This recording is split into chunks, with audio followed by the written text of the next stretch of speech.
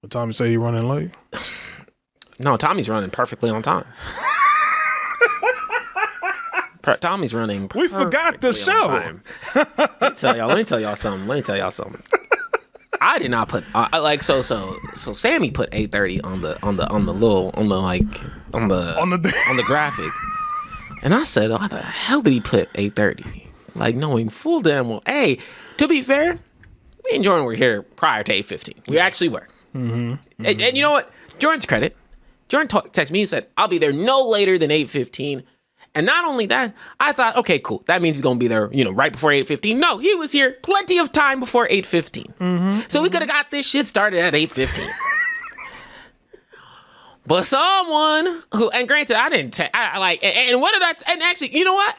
And what did I tell Jordan in the message? I said 8. Yeah, you said 8. Mm-hmm. So that way, so on the actual invite that I know Tommy looks at as reference, he saw 8:30. So I don't know if he's going to show up.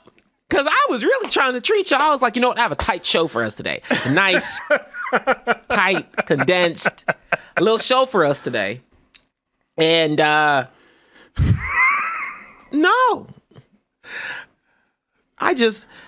Look, first and foremost, I want to go through the chat real quick. Makoto, I know you have to bounce, but thanks for coming through. Juke the Ronin, what's up? And Moby Corbin, let us be your guide. Doc is paid. We ain't paying this nigga. What you talking about? Yeah, Doc is paid. What you mean? We paying this nigga in biscuits and pennies, nigga. Doc his volunteer hour. Like, he doesn't get his community service sheet signed for high school. Where that man clock in, clock out papers? Yeah, hold up. Give me his volunteer sheets. He don't get to turn those into college. No. Shit. Rip it up and throw it away. What up, y'all? So we pre-showing it before the Blaxcellence gets kicked off, and I have a fun topic for you. That actually, I got to give a shout out to a certain person in the chat because you really sparked what I wanted to call this topic, but couldn't capture in the best way possible. And so, actually, they're already there, so I'll let them know. Serenity, you're actually the one who got me to think because you had a comment that was talking about modern Black history, and I said, oh my gosh, that's exactly how I've been trying to frame this. So I was like, I had the title, I was like, recent Black history. Right. What is it? 2000s Black history. I was sitting there confused. And I was like, modern. There we go. But then, the one thing, and they'll talk to you. Actually, I'll say it for the show because what Serenity used modern Black history to talk about? I was like, no, come on now, now, come on. But it is a topic that we're talking about this show. Okay. So I'm excited. Thank you for your help in making me actually figure out how to phrase this. And shout out to. And to get it out the way, we were actually talking about football before this. So, shout out to the Kansas City Chiefs. They did their thing. Man, in your heart of hearts, can anyone beat Mahomes? Is there anyone who's even remotely on his level? It's Black History Month. We gotta let him pass. He just came in. Look. That's not how that works. We've been on for 30 minutes. Really? Yeah, the show. I thought it started at 8:30. See what I say? It's not you. No, it's not your fault. We didn't start. We have not been started for 30 minutes. You're good. But I told Sammy put 8:30 on the invite. I said, why did you put 8:30? We're coming at 8:30. Because don't come in at 8:30. my brother from another. But no, who can beat Patrick Mahomes at this point? I mean, I'm still gonna have faith in Lamar Jackson, just because he had a stellar season. How can I know, but I can't hate on the guy. The guy did well. I don't know what he did. The mistake that they made was not running the ball when they should have. Is it a Amber Alert? What's up? Yeah, we started. We've been started. Not this nigga watching the show and telling us. He's not on there, but I can make you on there. 1 second.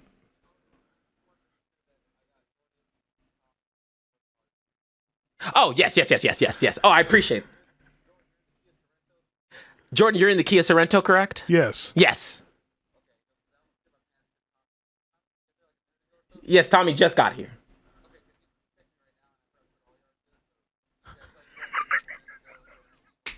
Yes. This nigga on the phone like Willie Beeman.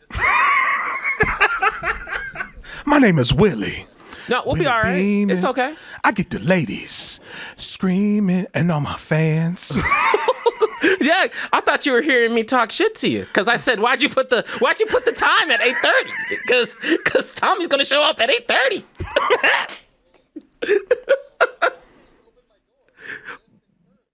Bro, dog, that shit was so hard. Okay, no, time. I can't be having 1 second. I can't be on the show out here having a phone call. All right, say hi to the people. Hi, everybody. Marcos and TJ can't open my door because they don't know how doors work. Okay, look, so Sammy's door, you have to do DDR outside. You gotta lift that shit, turn. You gotta do a whole 9 in order to make that shit work. Lift it and turn. That's all you gotta do. Lift it and turn. Lift it and turn my ass, dog. How you got a door from Good Times? This is recorded. This is on air. Okay, because I have the footage and I'm gonna put it on a TikTok, and Oh, this is gonna show right now. And it's gonna be you futzing with it for 20 minutes. Bro, it wasn't even 20 minutes. It was not even 20 minutes. I was like, what the fuck? I was sitting out there like what's happening right now? But no, bro, I thought I had the wrong key. That's how fucked your door is, dog. Well, here's the thing. I'm not gonna ruin Black History Month by being critical of my Exactly. brethren, so I'll let you guys back to your show. Thank you. Well, we'll get back to it. Thank you for checking in on us later, man. Be sure to include the Disney black inventor who invented the movable floor. Man, get out of here. Man, was that from your girl? No Disney. From Key. It's from Key. Okay, it's from Key. Black. It's from Key. No Disney. I'm kidding. Yeah, no Disney. We will take any opinions. All right. Fuck this. Look it up. Black Disney engineer. Look it up. Nah, man. Granville T. Woods. Nah. Booker T. We're not gonna. We knew Walt Disney was racist, right? Yeah, we I don't can't. wanna know what the We black can't man was facilitate doing that. in But no, I got you. Y'all. Later, Sam. Somebody said he had to input a cheat code to enter the house. Bro, it really was like down, up, turn left, nigga. It shit was terrible. Is it a lock? No, so it's a lock, but like you have to literally lift the door. Oh, you know what? Fuck it. Now we're gonna make this a shit. Okay. All right, hold up. Oh, it's got I'm gonna a lock the key door. fob I'm gonna to it? lock the door. I'm gonna lock the door. You go try and Am I open get- this. okay. I'm gonna go outside. We gonna prove this. Jordan, talk to people. Okay, so here's what's gonna happen. They're gonna experiment. Yeah. So, okay, Tommy's going outside, and now TJ's locking the door. Boy, this is like an episode from New York Undercover. So he's locking the door. Now Tommy's gonna try to open the door with Sammy's key. And he's struggling. You ain't a good burglar. Now we're hearing Tommy putting in the G code up, down, turn the knob left, right 3 times. I'm lying. Stuck. Boy, this nigga can't You gotta get lift up, Tommy. Lift up. Oh, now Tommy's knocking on the door. Jehovah's Witness. Oh, okay, he came in. Okay, good. Goddamn Rubik's Cube. What the fuck is that shit? Hey, man. Honestly, give me that lock. Give me a combination to my door. Boy, Hey, that's thieves protection. will give up at that point Oh, at the like door. a motherfucker. You're not breaking into that. Yeah, I can tell you that much right now. like this shit's locked up like Fort Knox, dog. That's, you know, I heard that doorknob. I said, I was doing he's trying, combinations. he's like, Shit, turn that doorknob left. Trying to break into a vault in this bitch. Trying to shit in this motherfucker. I was like, Sammy gonna call me out. What's in here? We can probably sell some shit. Nah, we won't do it. We won't do it. Bro, I ain't about to say. I was like, no, someone's gonna experience what I experienced. That's crazy. Bro, I was sitting there, I was like, no one told me nothing. And also, if you saw me, you could have texted me, yo, do this. Oh, man. Bro, he just left me out there. He saw you on the cam, did he knew not? this. Bro, that's what He could have said, hey, you gotta, turn 3 times left, 2 times right, and lift. Bro. Like, Not Sammy Chuckling from California. Somebody he can't get in my apartment. Bro, he's like, I'm gonna let these niggas struggle.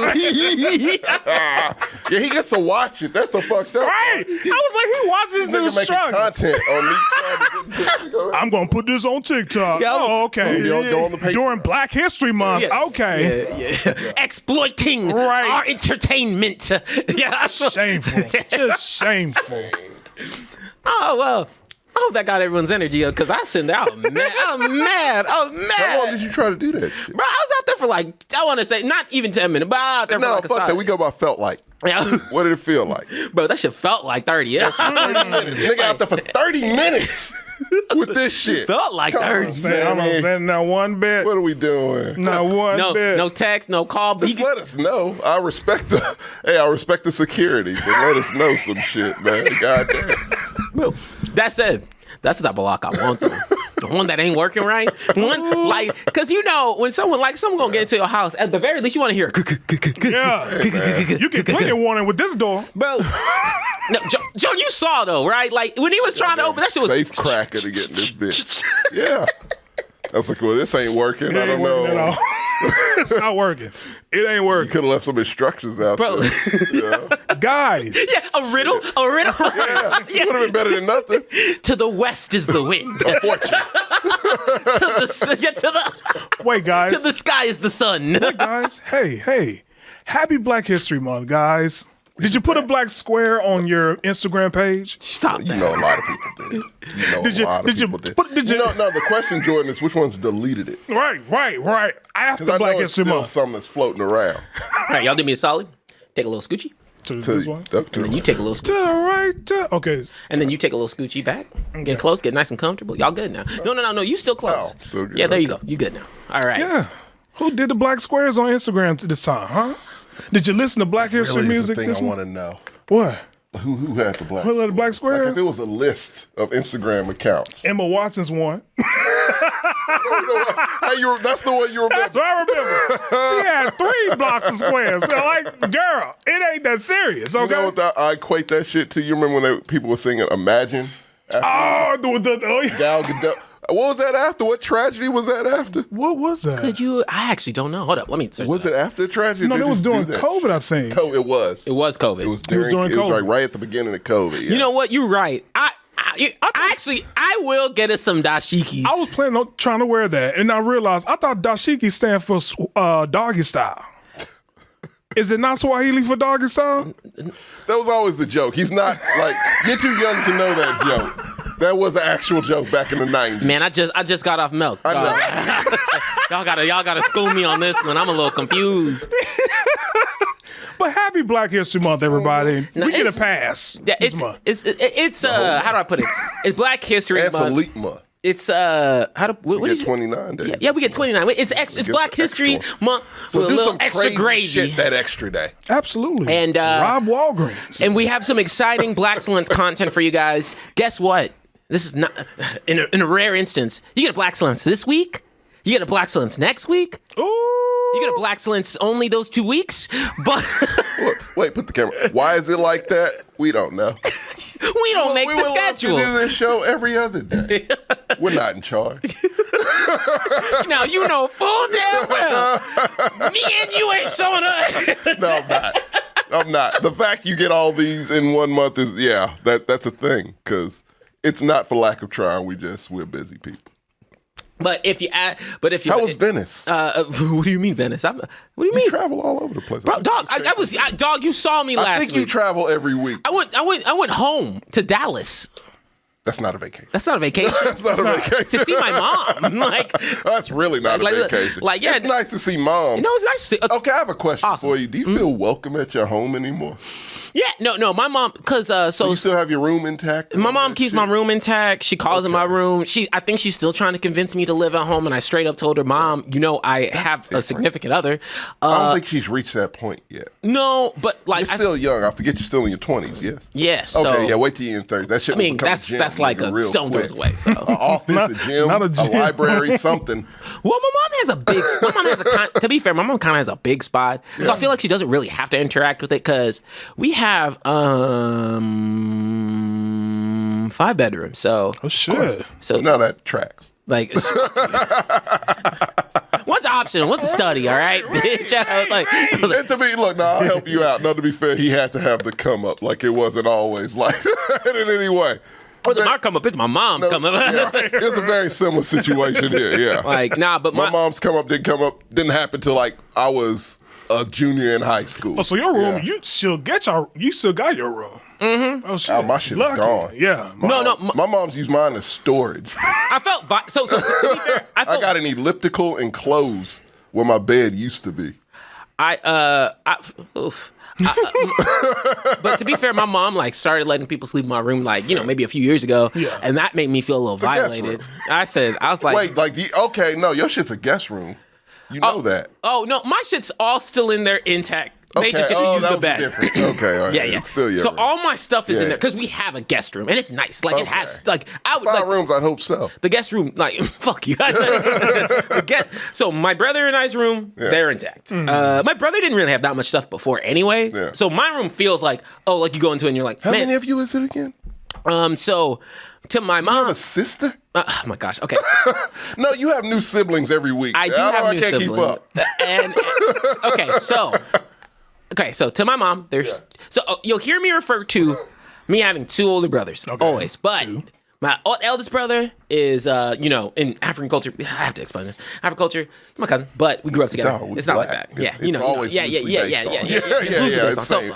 So I have Play cousins. So I have two I got you. I have 2 eldest cousins. I have 2 eldest brothers. Yeah. But if you want to get really technical, that's kind of like how the lineup is. Got it. Never I feel disgusting calling them that, but like never refer to them as that. But to my mom, there's 2. Right. And then my dad didn't stop franchising. So I have a younger brother, and we grew up. So like, there's us, and we're like around the same age. And so you'll see like the boys usually like I hang out with my eldest brothers all the time, all that kind of stuff, and my younger brother all the time. Then there's a gap, and I have 4 younger sisters. Wow. And so with the most, I'm not gonna put their ages out there, but the ones are young. So I said, so I'd be like, Stroller. no, but He's like not far from it. Okay. but I'm technically one of 7 if we're just talking Okay. about That's fair. siblings. That's fair. But no, I grew up. But not the point. Did my mom? But my mom, she has a 5-bedroom spot. And she is and she got it like. And granted, that was back when houses She like started hassling. cheap.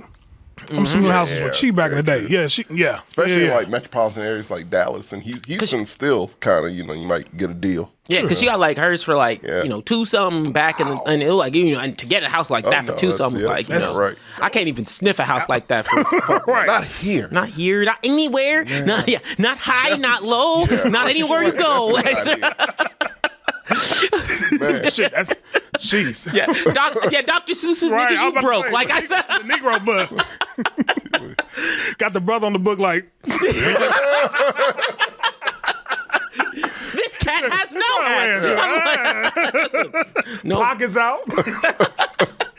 Hang in there. Jeez, but yeah, that's a steal, man. She got that good. And so, because she was like on the outskirts of Dallas at the time, right? Oh So, yeah, that's fair. Yeah, that's kind of more. all I pay. Like my mom bought the house I grew up in for like $20,000, man. Wow. Yeah, it's she was like, I could pay you more, corner lot. Or- I could just buy this house. Right. on a lot for $20,000. I'm like, okay, even if it's LaGrange, like that's still good. Like it's valued much higher now, of course. And it's just like, yeah, So in they the can sa- do shit like that. We can't. a house is not realistic, at least here. But what I would It's terrible. Don't do it ever. What I say? See, Apocalypse, stop Gotta mow flexing, man. grass I and wish. Because I can't even get the mortgage on one right now. You know what? You know what the most painful thing is? And I'm going to be being as honest as possible. I had a notification. Experian. not Credit Karma. Experian. Experian hit me up. They said, my nigga, look at that credit score. You the man. I was like, it's Got like a little confetti it animations popping. was like, yes, sir. Yeah. Go get you what you want. Right. And I looked at it and I said, but with all this hard work, all this effort, all this pain, sweat, and tears, I still can't get a mortgage that is actually reasonable. Not real. No, not at all. Man, All for not. So. all for not. Yeah. I was sad. Hence why, I really gave myself, look, it ain't shit happening this year, which it is looking like it's not. International property is just what's going to have to be. And I'm going to live in these apartments because international property is still affordable. A black woman, actually, I was watching this video. I'm going to put y'all on game. TJ's finance out. I'm going to put y'all on game right quick. Turn that head around, be like,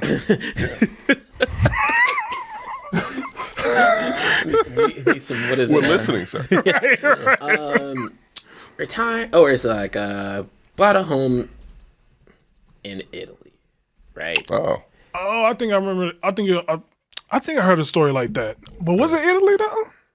Yeah, no. She I got you. It's this woman Yeah, I right think I here. read this too. It's not. Like, it's this woman right here. And I don't know why this is that an ad? No, of course. I have premium. YouTube. The They first don't time care. I came here to Sicily, it Is was it- because oh, I thought it was- it was her. decided I wanted to have my own I eat, love pray, black love expats, moment. man. I knew from the moment that I landed that I loved it here. I love the feeling that I felt when my feet touched the ground, but also from the very first moment, I recognized how welcoming the people were. Sicilians are the But most if you loving see, and welcoming people I've ever she bought a home encountered. for $62,000 out there in Sicily, Italy. Sicily, Italy. And, It's beautiful out there, and what that's she for sure. calculated out was it would cost her $4 million to retire in the United States. Cost her $400,000 out there in Italy. You to know what retire. I can do with that? I can do that. And you know what's crazy? Yeah. It just makes me. It just hurts my soul. It hurts the soul, It don't it? hurts the soul a lot. But you know what's crazy? When you actually think about it on paper, and I grant, Struggling, nigga, and she's living great. she's living great. Fuck. But you know what's crazy? Like I genuinely, when and it's crazy that we could think like this, right? Yeah. But realistically, yes, it sounds like a huge number, but 400,000 with retirement accounts or however, depending on how much you save in enough time, Right. is very much possible to retire. Not only Should be. retire considerably Good. early if you Yes. have that sort of realistic goal. And I know it's like, Absolutely. oh, what do you mean saving for it? But I think that people get so turned off about retirement because it's this unrealistic number, Here. right? It's this unrealistic possibility to where unless you're have your account set up right and you're saving money from the get-go, it's Question, impossible. TJ, how I know you probably heard. I know your ass is hurt. how many times have you heard? Oh yeah, no. I mean, you guys definitely won't be getting Social Security. It's like, yeah, you say that just in jest, just like in passing, like motherfucker. Like, so I'm gonna work myself to death. That's what you telling me. Like I have to work to death. Is literally what you're saying. If I don't have Social Security, that's what that means, right? Like I have to make a living. I have to pay for where I'm at. If it's a retirement home or not. So I guess I'm gonna go out of my retirement home to Walmart and be a greeter. And then have an OnlyFans at the age of 87 to hope someone has an old person fetish. Hey, man. To just make it. Wrinkle feet work. You know what's Hopefully, crazy? So for my sake, I hope so. So to get, I think it's SSI. I think you have to be 65, right? Not to get political. Nikki Haley said that number's too low. So I'm like, so what's the retiring age at this Yeah, point? they've been wanting No to one up wants to that work shit. at It's 70. just like, I don't No one know. wants What to are work you at upping it 75. So to? where are we open it to? Also, like, stop does it stop? using politicians as reference point for age because you motherfuckers and stop letting people work past Right. 65. Right. How about Just that? do that? Can we? Is that not acceptable? Even? Like because I to feel just be like, hey, I mean, they signed the social contract. They, I guess, technically did what they were supposed to do. You should have kept track of it. If not, like, once you do that, you're supposed to be okay because you can't work anymore. You did what you were supposed to do. you put in your time. Hey, Yeah. TJ, Jordan, if you could work, by God you would, but you can't because old age and Right. You got ageism. nature. Right. I get and it. just- And us as black men, so getting like- to 65 is bonus points. Bonus time. big time. That's borrowed time. That's money. That's like We've already exceeded what we were supposed to be. and I sit there and I try and being as honest as possible. I sit there and I'm like, I'm not trying to retire I'm not trying to retire when I'm 65. I'm trying to retire in my 40s. I'm trying to retire when I can enjoy that money because you know what the biggest killer that I feel like for any I mean, person I'm gonna is have dementia stress. by the time if I can enjoy money. That's the problem. It's like Straight goddamn. that's when your body starts to fail. Why do Yeah. we treat these things why do we treat ourselves when our bodies can't even enjoy Right. the time that we deserve to retire? So can I give you guys a fun little article I read today, which isn't a shocker because we kind of know this shit. Yeah, it's overtime. Fuck off. But like, no. What we did was like we prioritized living over, and I read it like Gen Z millennials prioritize living over work. It's like, I would like to enjoy life, for a time. Don't want to just work myself and then die, Because that's some miserable shit, man. And, like, of course that's what they would like you to do.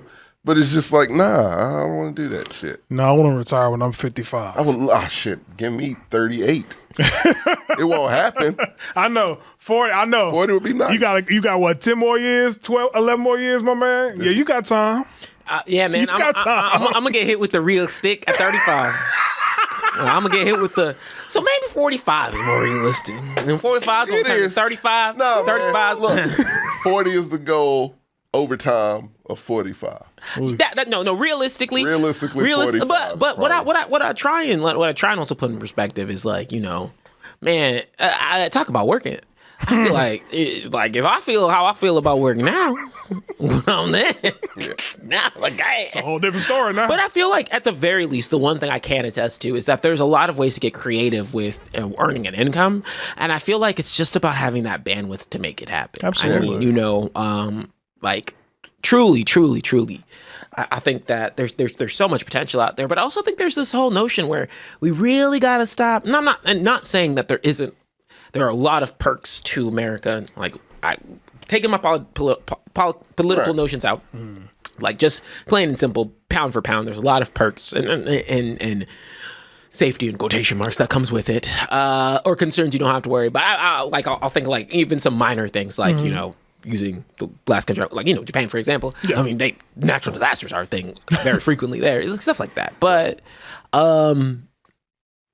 man, there's a lot of other countries and places that you can live a wonderful lifestyle in. Now, we should be encouraging a bit more. I mean, they don't want to encourage it because they lose money. But when you think about us, like, there's places in Europe, New Zealand, Australia. New Zealand and Australia are different, though. They're like, you can't come work here. You got to actually bring something. Bring something to the table. Asian countries have my homies go out to Taiwan. They live. A lot of places that actually like have great lifestyles that I think just aren't marketed in the same way that America is, and that's just how it is.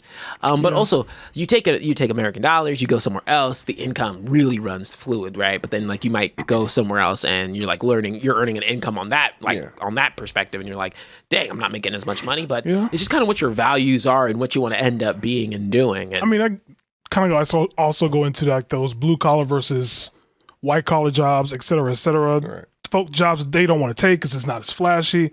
I know there's a whole different rabbit hole to go down to, but I'm just saying I think that also plays into in regards to, hey, you can make good money if you do this job. Well, it's not flashy enough. Oh, okay, well, I don't want to do it anymore. Or I don't want to look at that particular job with that same aspect as I do a YouTube job or OnlyFans job specifically. So, yeah, I think that plays a lot into it too. And shout out to Serenity out here retiring at 32. Look at that. Who said that? Did you retire, sir, at 32? I retired in 2016. God damn. I sued my employer. Got been my unemployment dream. and disability. Only work I do is volunteer. Not necessarily my employer. I want to sue someone, Serenity. Bro, I'm telling you, I'm gonna let you in. That's been my buses dream since I was 19. Very attractive. A Walmart truck, nigga? Bro. Like that Tracy Morgan Tracy money? Morgan. I was about Tracy Shit. Morgan. Son of a bitch. That's my lottery. Bro, I'm telling you. Yeah. Like I'll take a little. I'll take a enjoy that life, Serenity. You deserve it. No, you deserve it. Hell Anyone yeah. who can get that. Give me $20. Hey, look. Let me hold $20, Serenity. I mean, but going into some dreams and aspirations, I think that it's all possible if we really kind of. I think it just takes a lot of dedication. That unfortunately, because we work in the jobs we work in, right? Sometimes you don't even get to have the energy afterwards to put in the passions that you can. Like, let's be real here.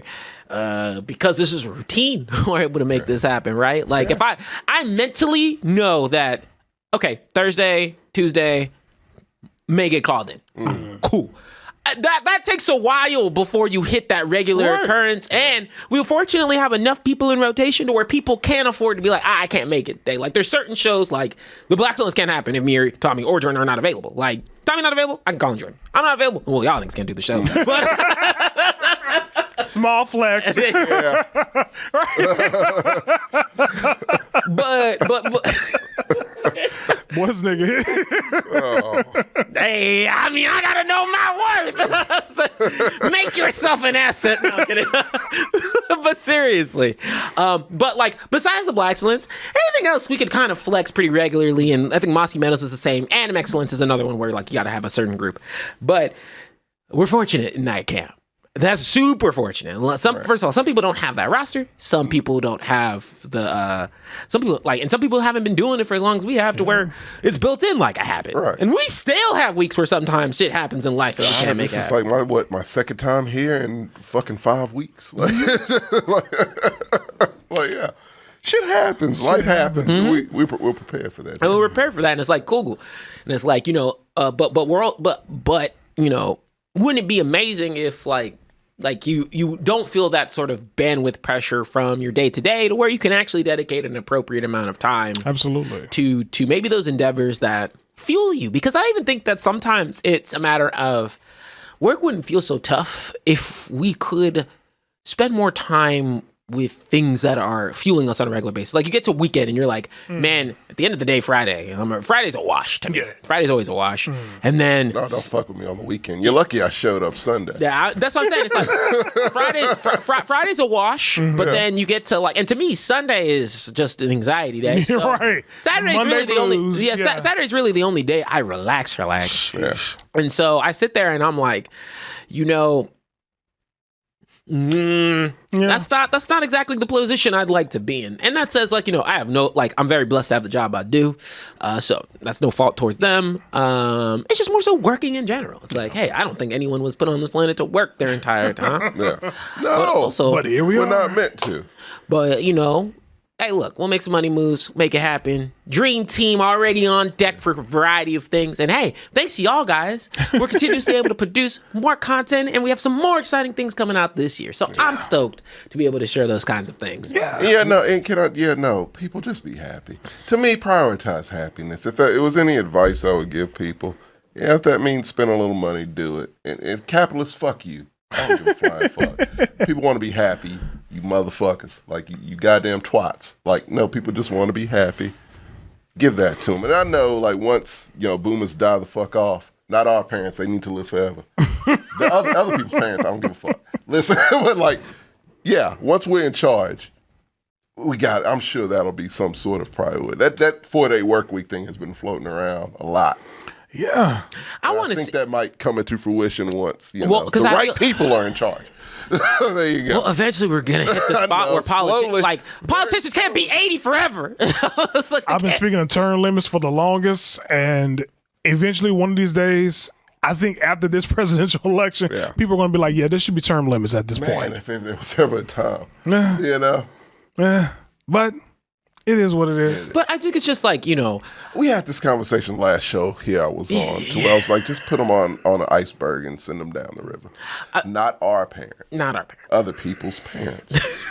Don't say it like that. Oh, that sounds bad too. Yeah, that sounds bad. Other people's white parents? No, that's worse. Okay, well, that's singling out. They're the ones in power. Hey, I'm just saying.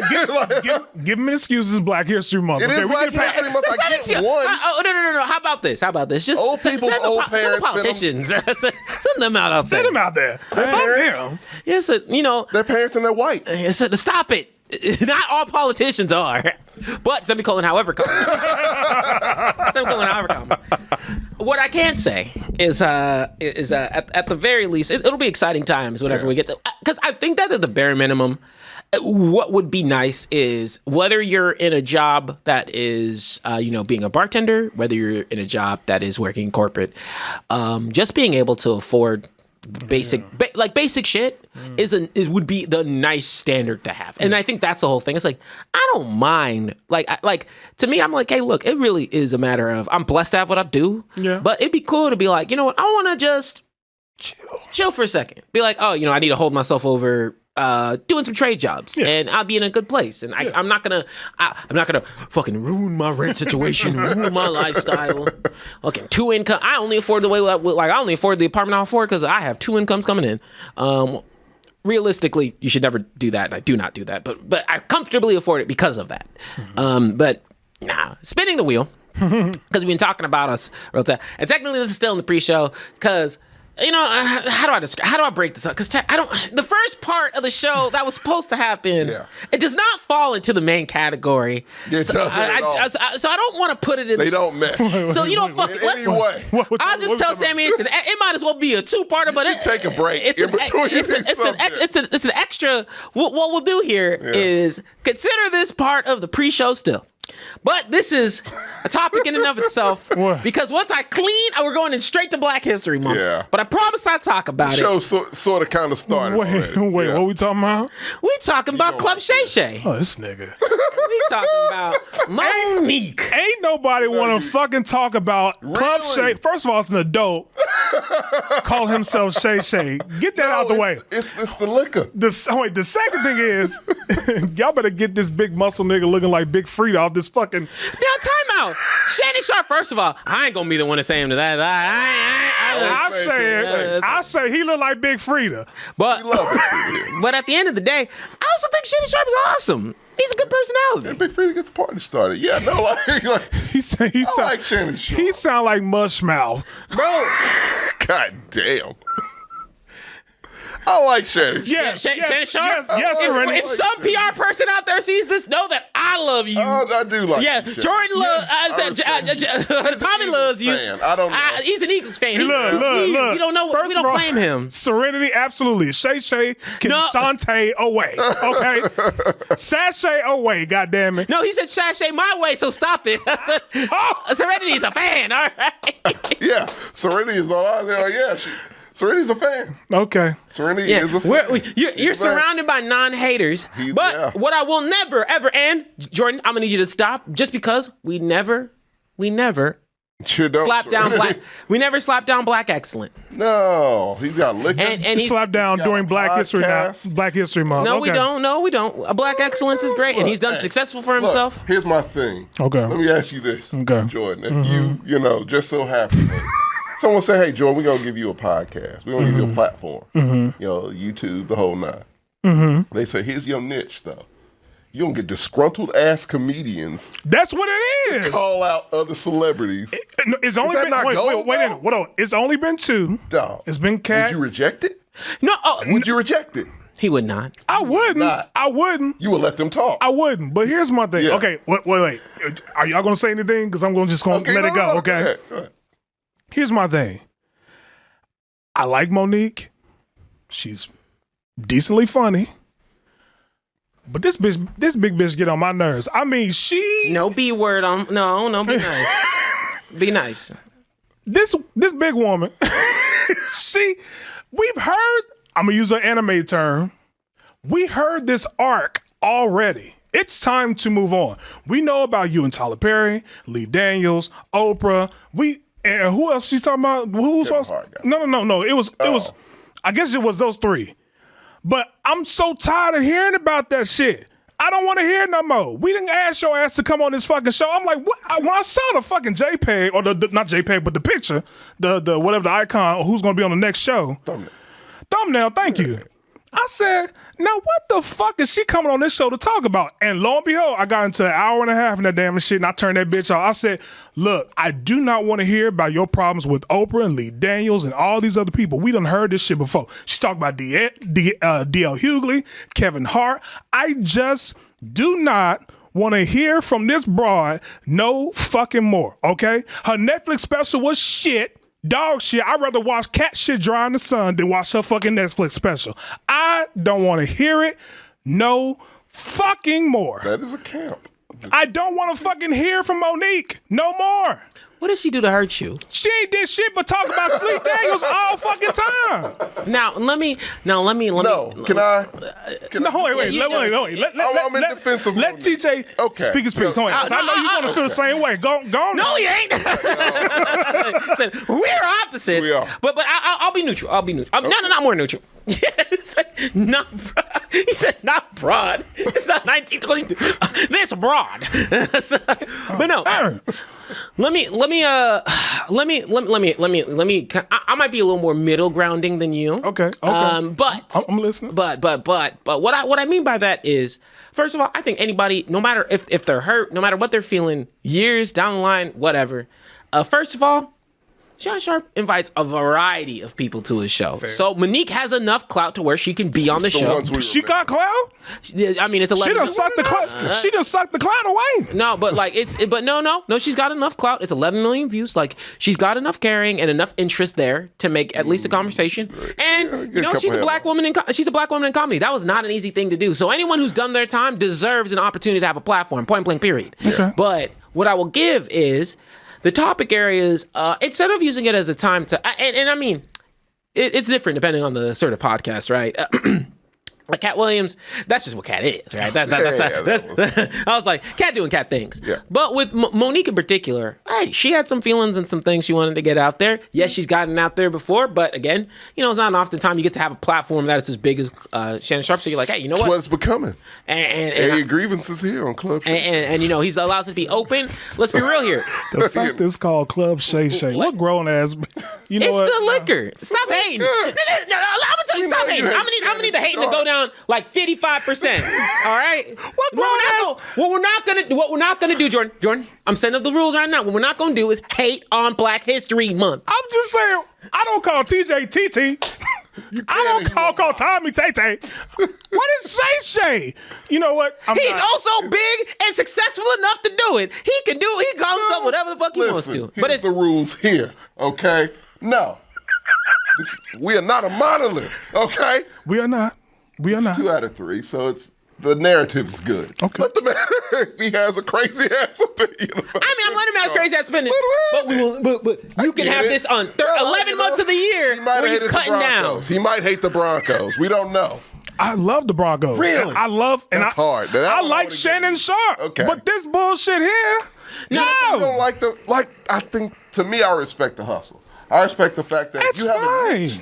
You have a niche, but Jordan, I also don't feel like a niche like that. That's some hot one shit. But I also feel like consistent views if that's what you want. No, time out. Yeah. What I also say is it's only 2 out of the plethora of I don't know any other episodes. No, he's actually a great interviewer. I thought it was only 2 episodes. No, he's a great interviewer with a lot of his people are highlighting. He's a great I think he does a great job with interviews. Really encourages people to talk about their platforms, talk about what they're working on, learn more about their history. He does a lot of research before he goes in there. Very much akin to the only other person who I say on YouTube does a really really good job with their interviews is the Hot Ones guy. Yeah. He does a great job. Fair. Yeah. Sean Evans is awesome. Yeah. So in the same vein, I think Shannon Sharp does a great job with the interview. So I'm again, before y'all start hating. I ain't hating no shit. You good. Fuck. I watch them shows. I make sure I digest. I watch his shit. I watch a few of his shit too. And I feel like he does a great job there. But in this case, what I will give you is in this opportunity to maybe even, to position yourself, hey, you know what? I know I haven't been in the spotlight in a minute. I'm going to get some shine here. You probably could have sprinkled some of that. She probably could have sprinkled some of what she had to talk about, but also really elevate some of her upcoming projects, goals, initiatives, things of that nature. Describe how, she's grown because of some of these situations. And in her defense, she feels like she's been unfairly treated because of compensation, but also,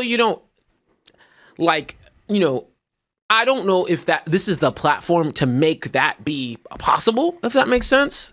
Especially when you're considering, just the opportunity you have to maybe even position yourself into something. Hey, I got another special coming out. Let's talk about some comedy I'm working. Hey, here's where I've evolved because of this situation. Some other things that you could kind of really upsell yourself, because there are going to be a portion of people on there who are immediately going to be turned off, like Jordan, and not even watch the full content and be like, hey, you know what? This is an area you've talked to in litany of, after a certain point, I want to support you, but also, I also want to make sure that, hey, look, for a regular person, we got to move on after a certain point. We can feel hurt, but we do have to. Wait, let me ask a good question here. If you strip away the Lee Daniel, the Oprah, and the Tyler Perry shit, what does she actually have to talk about? Ask yourself that question. The Netflix comedy special. I know you didn't bring that up. She ain't got nothing. I'm just saying. Well, wait. If you took away those 4 topics, she can talk about. No, not talking about. She can talk about her history in as being a black woman in comedy. That's a big. So you interested in hearing about the Parkers? I am actually. Yes. What? She talks about that in syndication. She does talk about that 55,000. She got paid 55,000 per episode. No. Again, I'm the only time I'm going to check you is being a black woman in comedy is very hard. I get it. And she has a lot of knowledge on her journey there that she could have shared on that on that podcast. And that's what she could talk about. And she's an intelligent woman. And that would have been a 30-minute show. Can I please? Go ahead. Thank you. In defense of Monique. That's my stance. Thank you. Go ahead. Because you hear where I'm coming from. Where are you coming from? I know where this thing's coming from. I feel like someone attacked you personally. Here's my thing with Monique. She looks good now. She got the gray. She looks okay. But like, I'm a person, I like to put myself in other shoes. That's my thing. And if I put myself in Monique's shoes, I want an Oscar. I want a fucking Oscar. Like, for some it doesn't mean anything, but it's good on a resume. It's always been my thing. It's goddamn good on a resume. No, I'm only laughing because he said, I'm trying to put myself in Monique's shoes. I'm like, you're going to have a whole lot of space in them shoes.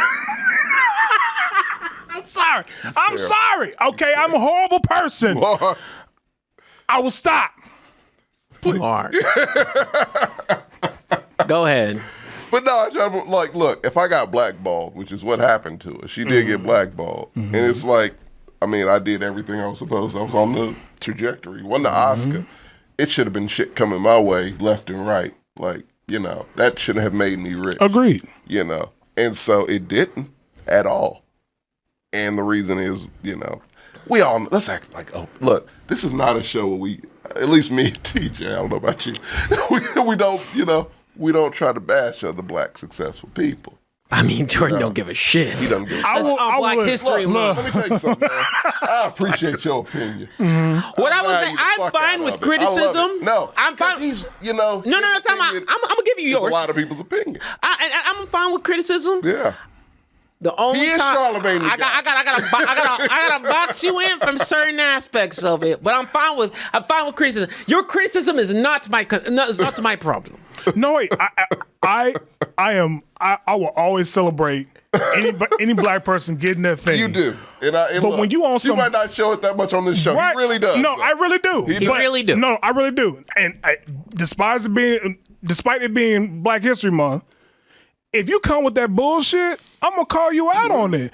Because the fact that she came on the show, what was she gonna talk about besides, like I said, she could talk about future endeavors, how tough it could be in Black History. So already pointed out what she did talk about. Where and this is in the areas you missed, because she did talk about her relationship with her husband and how much he changed her into a better person. Yeah, I heard her life growing up and getting into the business, her career. I heard it, part. It was great. Yeah, like that was great. See, that's what I'm saying. Like, I love his nickname. Bro, she's just. His nickname's great. She was. She talked about all that stuff. Yeah. The only problem I had that I had a problem with, she's going in on the same people. I'm like, now we went from the swordsman arc now to the entertainment arc, but we still stuck in that one same arc, and we ain't let it go. It's just like, sister, just let that shit go.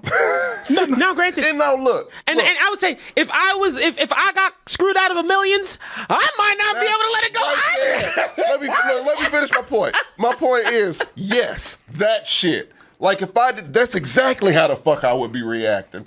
Any goddamn bullhorn I could get a hold of, I'd be like, hey, Oprah's a crook. God damn it. Oh yeah, I agree. You know, that kind of shit. Lee Daniels, you know, I don't know the situation. I don't know much about Lee Daniels. I don't care that much for Tyler Perry, so I don't know. Tyler Perry's shit. Tyler Perry ain't shit. And I will say that to the day I die. I don't care much about Tyler Perry ain't shit. And him being Alex Cross was a miscast. Point is this. Can't act for shit, Jordan. Can't act his guy. He had that one in the tape for years. But then he can maybe act a little bit. Get the fuck out of here. Setting us back. Anyway, yeah, no, man. If I got blackballed like that and I was owed millions, my value would have been millions. And just because of some petty shit, you took my career. You're rich. You took my shit away just because of spite. I would be mad as fuck. And that's going to drive you a little crazy, man. Yeah, it would. That's just going to drive you a little crazy. The Netflix thing, the Oscar situation, absolutely. Yeah. But then there's been stories that Will Packer has released saying that she was difficult on the set of that movie. So why not address that specifically? You know, she went after Kevin Hart because Kevin Hart didn't want to work with her no more. That's business. Why are you complaining about that? He gave you money. You gave it back, of course. But he tried to help you, and he didn't want to work with you because you were a troublemaker. Or not troublemaker, but you were a problem. Just poison. Yeah. It's So a it's time like, for his career would have been poisoned. Like when you're blackballed, like people who associate with you will get that shit too. absolutely. I just didn't. So the Kevin Hart shit, I was like, I mean, yeah, like you said, business wise, I kind of got that. Yeah. So, that was my thing. I don't think she's terrible. I don't think she is terrible. She just. I don't like to even say this.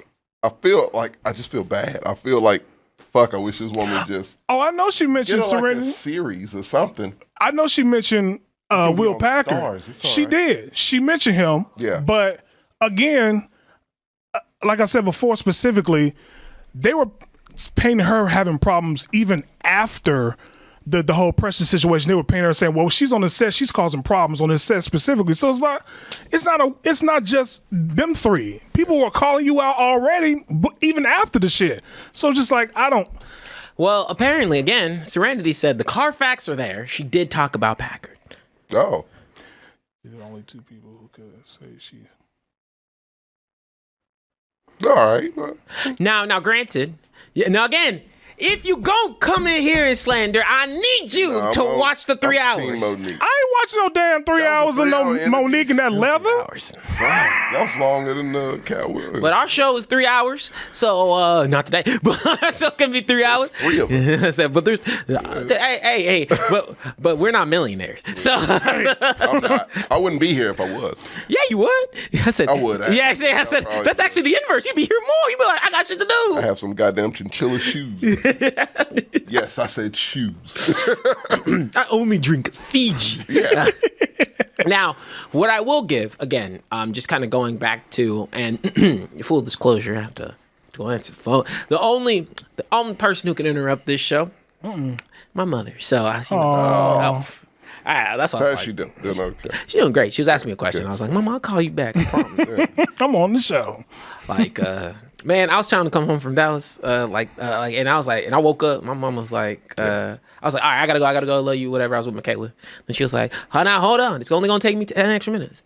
I'm making you some scones. And she started cooking. And I was like,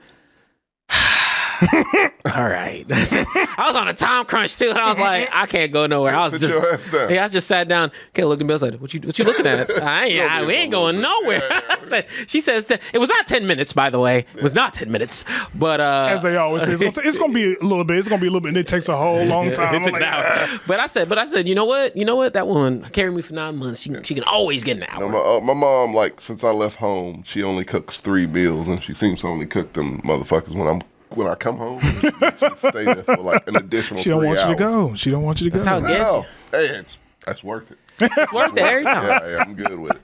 But to your point, right, where I sit there and I'm and I think about the whole situation. Let's shoot, Monique. If I was a millionaire, I'd be calling it out. I get it. If I was a millionaire, if I lost millions, I'd be calling it out anywhere I can go.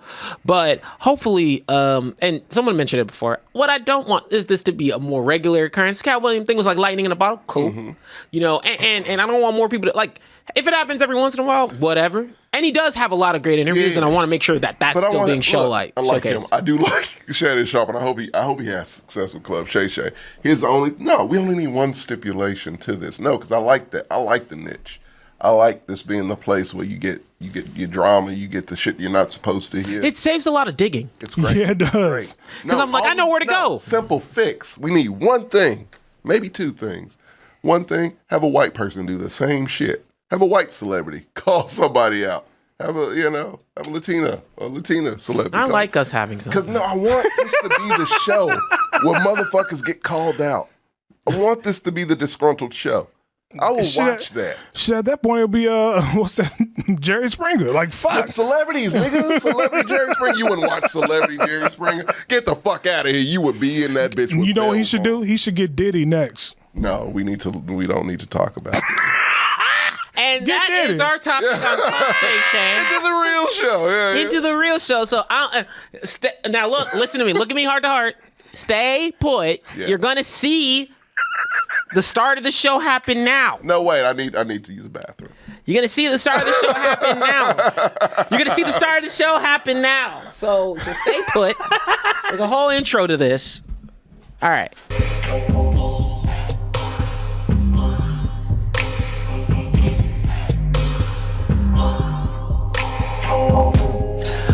What is up, beautiful people. How y'all guys doing? I had to move some mics off camera, but we be here with the Blaxcellence Podcast, the blackest, best, and most wonderful podcast that's available. That ain't Club Shay Shay. So. Joe's on the other side. He's about to choke. To me, man. Hey, some of us ain't haters. We enjoy Club Shay Shay.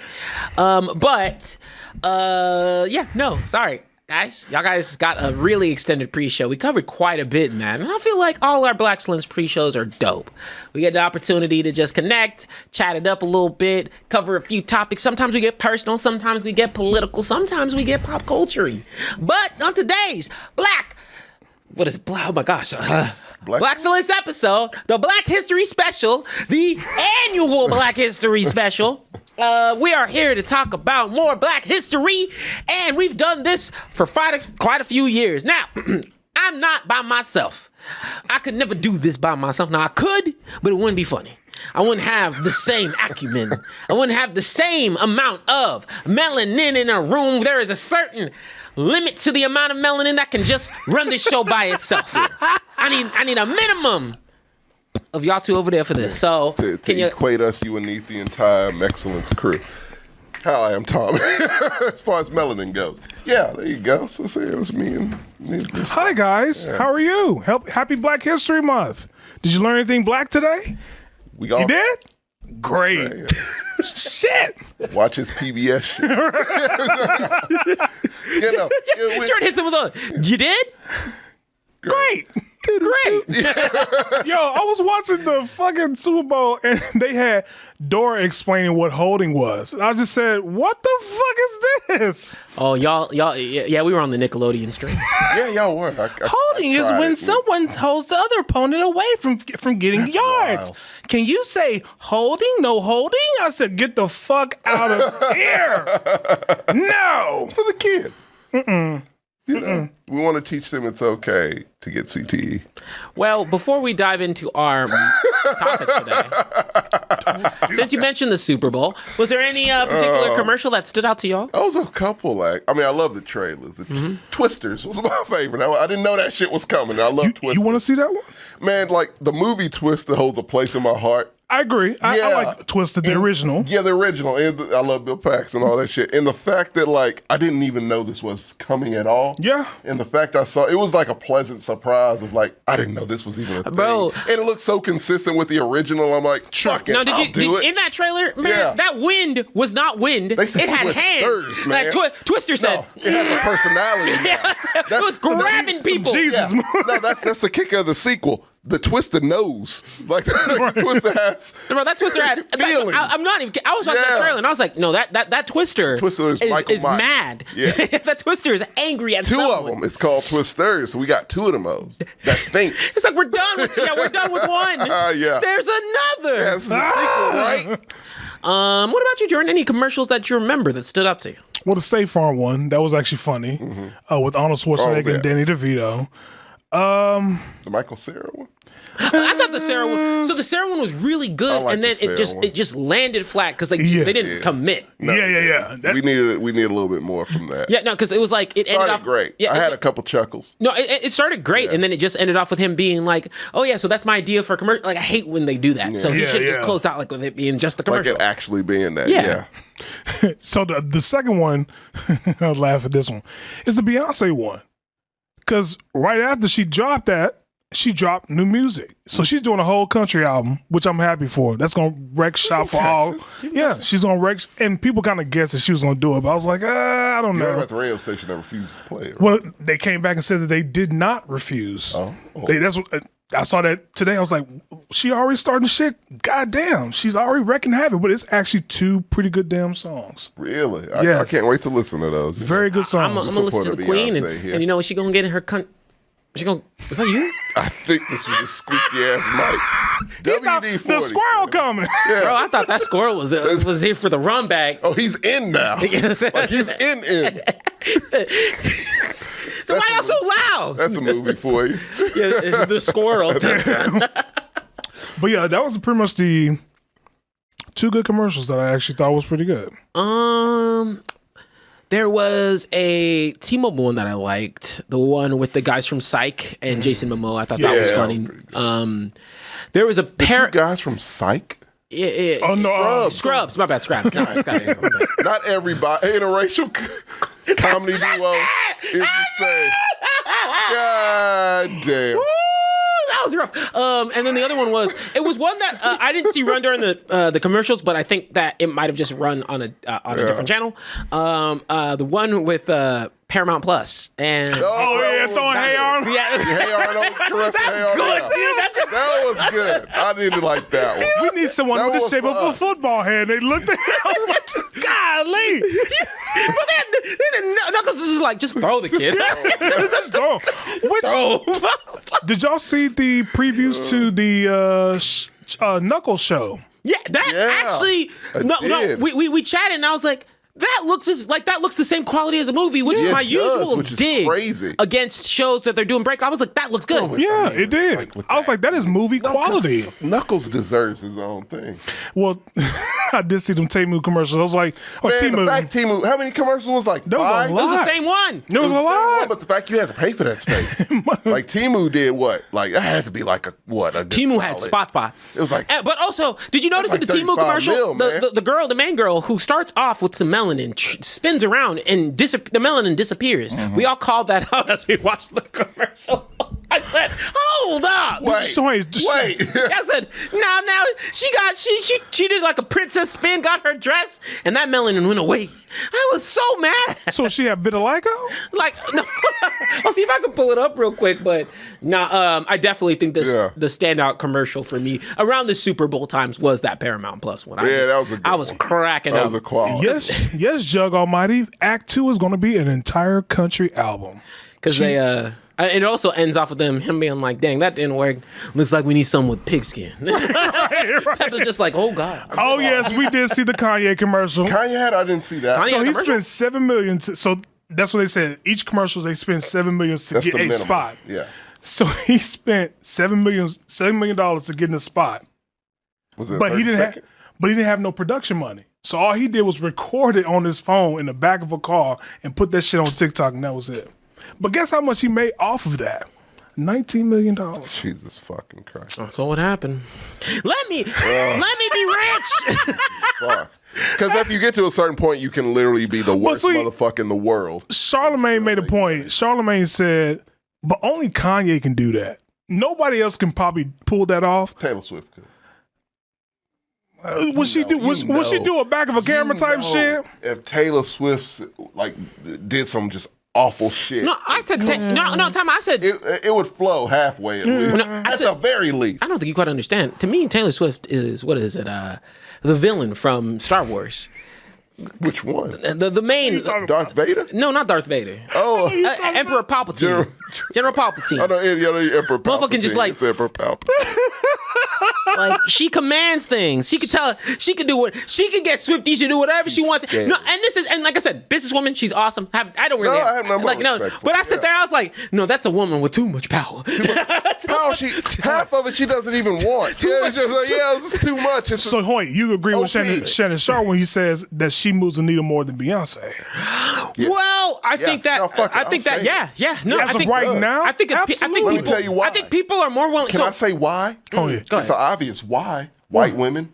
Of course. Boom. That's it. White women love Beyonce also, but if they're doing a pecking order, it's Taylor Swift, then Beyonce. No, what I think by that is people are willing to go out of their way to I idealize both of them, right? You're right. But when you think of Beyonce's like She made every motherfucker wear silver. like she could do a lot. But if I think Do you like own truly anything that's crazy silver, shit, TJ? do I do. No. She no. made people buy shit to don't go own see her show. I don't know myself. That's what I'm saying. There's power. But do I think that truly crazy shit, Taylor Swift could do it. Taylor Swift has the control to make people do some crazy Really shit. wild shit. does. Yeah. It's literally like she could be like broccoli. It's a man-made vegetable. Guess what? Remove it. Right. Guess what's sold out in your local grocery Yeah. store? Done. Broccoli. Yeah. That's what If I'm I see, saying. Starbucks needs to be out of business. That's it. Guess who just went bankrupt? Yeah, Starbucks. Yeah, They're you like, know? that's why. No, like politicians were talking about T Swift. That is how much they know full They were damn well. afraid They of are T afraid. Twice. With the AI thing and the Ticketmaster thing. I said, Oh, the Ticketmaster thing. Really I said, was a goddamn, flex. she had Congress wanting to Yeah. subpoena the Ticketmaster folks. Like, what's going on? I said, goddamn. Congress don't Sheesh. like to fuck with businesses. That And- goes against what they believe. And I will The also fact say, she made that happen is impressive. what up, Slippin' Jimmy? I see that. Slippin' Jimmy? Yeah, and I said that's the I type of love person. that name. Yeah, I said that's the Yeah. person. That's the person. I was like, hey, that's hey man, you know Slippin' Jimmy? That's my homeboy from back home. That's my Slippin' Jimmy, yeah. Slippin' Jimmy. But I got a guy for that. His name is Slippin' Jimmy. He'll take care of you. You don't want to see him on a bad day, but he'll take care of you. But no. Speaking of Beyonce though, Yeah. because I don't want to give Taylor Swift too much of the shine. Oh, actually, let me rephrase that. Speaking of music, I thought Usher's performance was great. I love Usher's I was performance, man. surprised because I was like, Usher. When it was first announced, most of us were like, Usher, really? And nobody really wants to do the Super Bowl show anymore, so that makes sense. And he's in Vegas. What makes sense because he does a residency. he does a in residency. Vegas. So, I thought it was perfect. And so, no, actually watching, I'm like, this is pretty much everything I needed. In It goes to longevity, right? The man had hits after no, that's hits what after surprised hits. me. I'm like, God damn, he Yeah, really did have like hits. he had hits. He had songs he hits didn't on sing. hits. Yeah, Yeah. Bro, you should have seen me. You should have seen me. These are my confessions. This one, I was in it. Brought out her. I was like, oh, no. Said she got one on the. That guitar solo? You see me out popping and locking, boy. I was popping and locking. I can see TJ beating Around the his rain talk. apartment. Let it burn. Let it burn. Gotta let it burn. Bro, I was in there, and my God, girl looking at me like, what the fuck is you this doing? guy? I ain't seen that move since 04. What is he doing, Bro, I was on the ground so many days, so many hours. What? How did it start raining inside? Oh my God! Where's the screenshot? PDB, that's what I said. Cause okay, so ironically, sometimes I'll be like, I'll casually sing "Daddy's Home" when I'm at the crib. Like, Ooh, that's my shit. Yeah, forgot about Daddy's Home. Completely forgot about Daddy's Home. so Michaela's heard that by proxy, never heard the song. So I was like. So when I told her afterwards, I was like, "Oh, that's the guy who said Daddy's Home." Like you'll see him re-sing, and she's like, Yeah. "Great." Now I gotta hear it live. Because oh man, I torture her with that one. But that's what I'm saying. Like he came out bops after bops after Dog. bops. But what the main thing for me was he got back to what I feel like, and there's a difference for me. There's people who can sing, and there's people who can perform, and he can perform. can. It felt like he was captivating. It didn't feel like there a lot. Sometimes Super Bowl performances lean on the flash. Yeah. And it felt like he had flashy shit, but it wasn't taken away from what he Quality was show. doing. He motherfucker was dancing on roller skates. Yeah. Which That's hard. That's hard. That is in hard. his Vegas show, he does that. He has a does the segment where he does that roller roller skate skate thing. thing? So that and of course, from what I've heard, him, Jermaine Dupri, I'm gonna get on his ass. Jermaine Dupri, Oh, no. DeBrat, they all skate at this place in Atlanta called Cascade. Yeah, it's like no, it's a a famous popular place. Yeah, skating it's- point. So it's a very they're famous always down there, and I'm like, shit. He incorporated the show. I was like, that is It's a big perfect. part of Atlanta. But wait, can I just say that small Jermaine Dupri, what's that? Looking like a ghetto Pied Piper. Now, why did he have that damn outfit on? Y'all saw that outfit? Which one? It's a rough, Jermaine Dupri outfit. it was a rough outfit. Which one? Look, pull He it got up. clowned on it. He pull it up. He had them little socks. You know them. I'll let him live. You know them socks. They. JD, the man has made millions. No, He had he had them He brought socks. you the brat. He had them socks that little girls wear when they go to church with the little flare at the bottom. I said no. It was a fashion choice. Yeah, let him live. Okay. He was too busy mesmerized by Alicia Keys. Black folk here. That No matter how age you like dress. fine. Alicia Keys, Woman's not aged gorgeous. at all. Oh my Zero. god. And Literally what's crazy? She don't even wear makeup. No, No, she it was so scary, bro. She refuses to, George. If you had like She's that was amazing. I don't even like. I'm not even like fashion. Like, well, I'm not even like heavy on Same. women's fashion like that. I was like, Same. you should have seen me. I was like, oh my gosh, that red dress looks great. Like, I was like, oh my god, I was like, she's glowing. what? That Beautiful. Alicia Keys that is red like- catsuit was something else. Alicia Keys is one of those few women where I'm like, you know what? I'm not good enough for her. I don't even deserve to. I don't You even- know what I mean? To have a crush on this woman. But you I ain't- ain't good enough for this. But you gotta be a bad motherfucker to hug up on a married woman. You gotta be a bad I motherfucker. mean, look, can No, we, no, did can you- we did you- say this? And look, let me say something. As a man who's in a relationship, my girl wants to go to Vegas to see Usher. fine, great, don't care. I'm fine with that. It's gonna be a nigga who's not. It's been haven't been, and Usher does not give a fuck.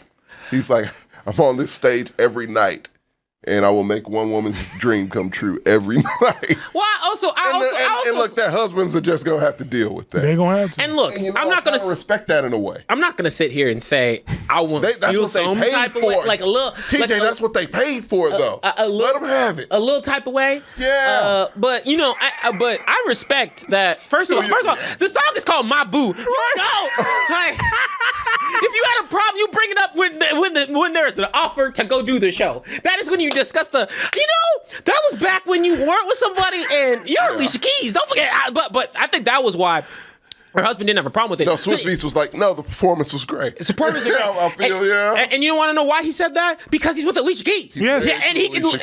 And I've never seen a dude like that who was just so confident, who's just like, we love Swizzy. that he was like, I don't care. Y'all are tripping. I've been married to this woman for a decade. Yeah. I'm straight. I'm I'm good to go.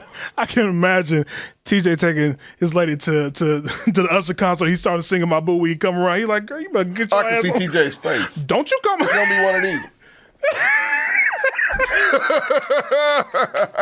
Girl, I should move on.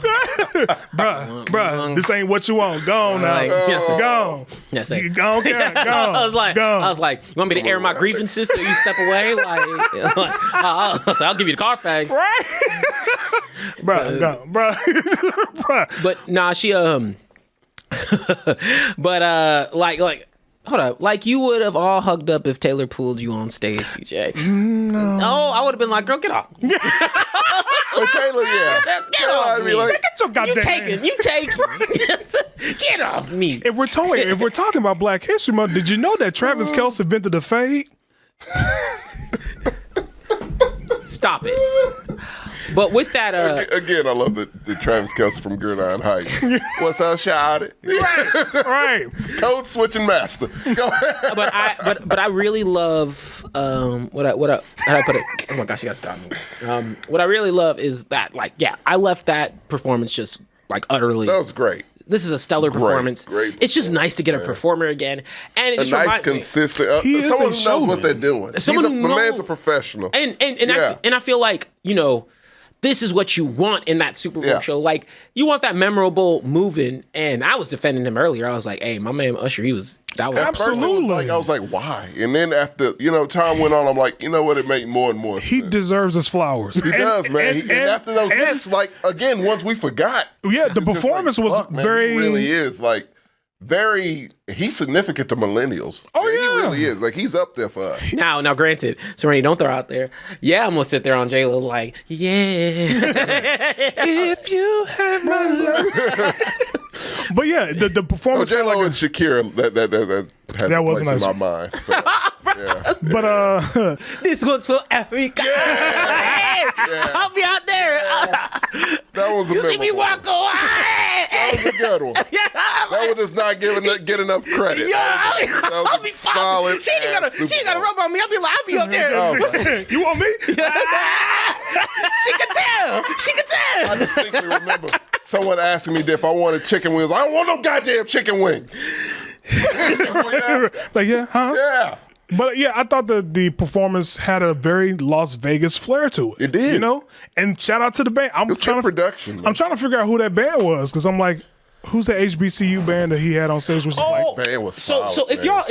y'all don't know one of my personal dreams, Yeah. it's such an outlandish personal dream.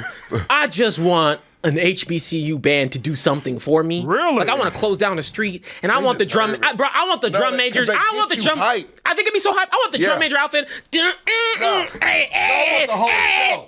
You give me the whole show. I remember seeing it. I don't know if you saw this. I don't know what.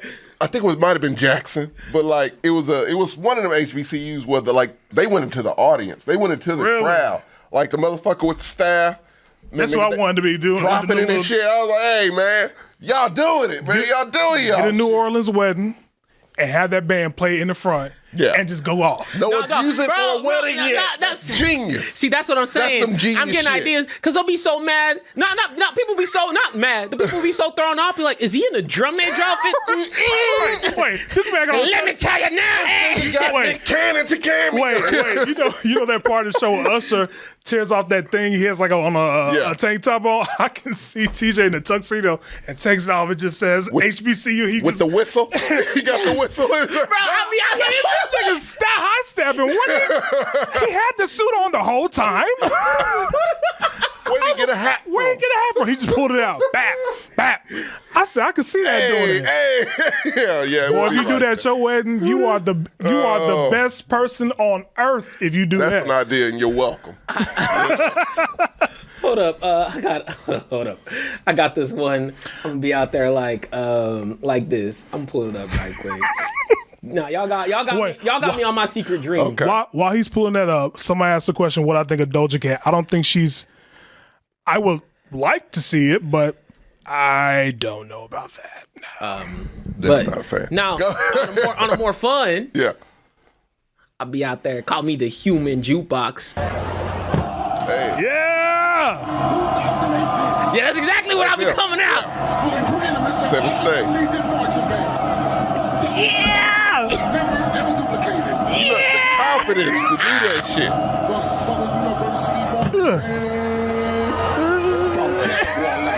The Southern University Marching Band is led by drum major. Yeah! It's all him. Go back! He gotta Go get it back! started. Go back! Oh!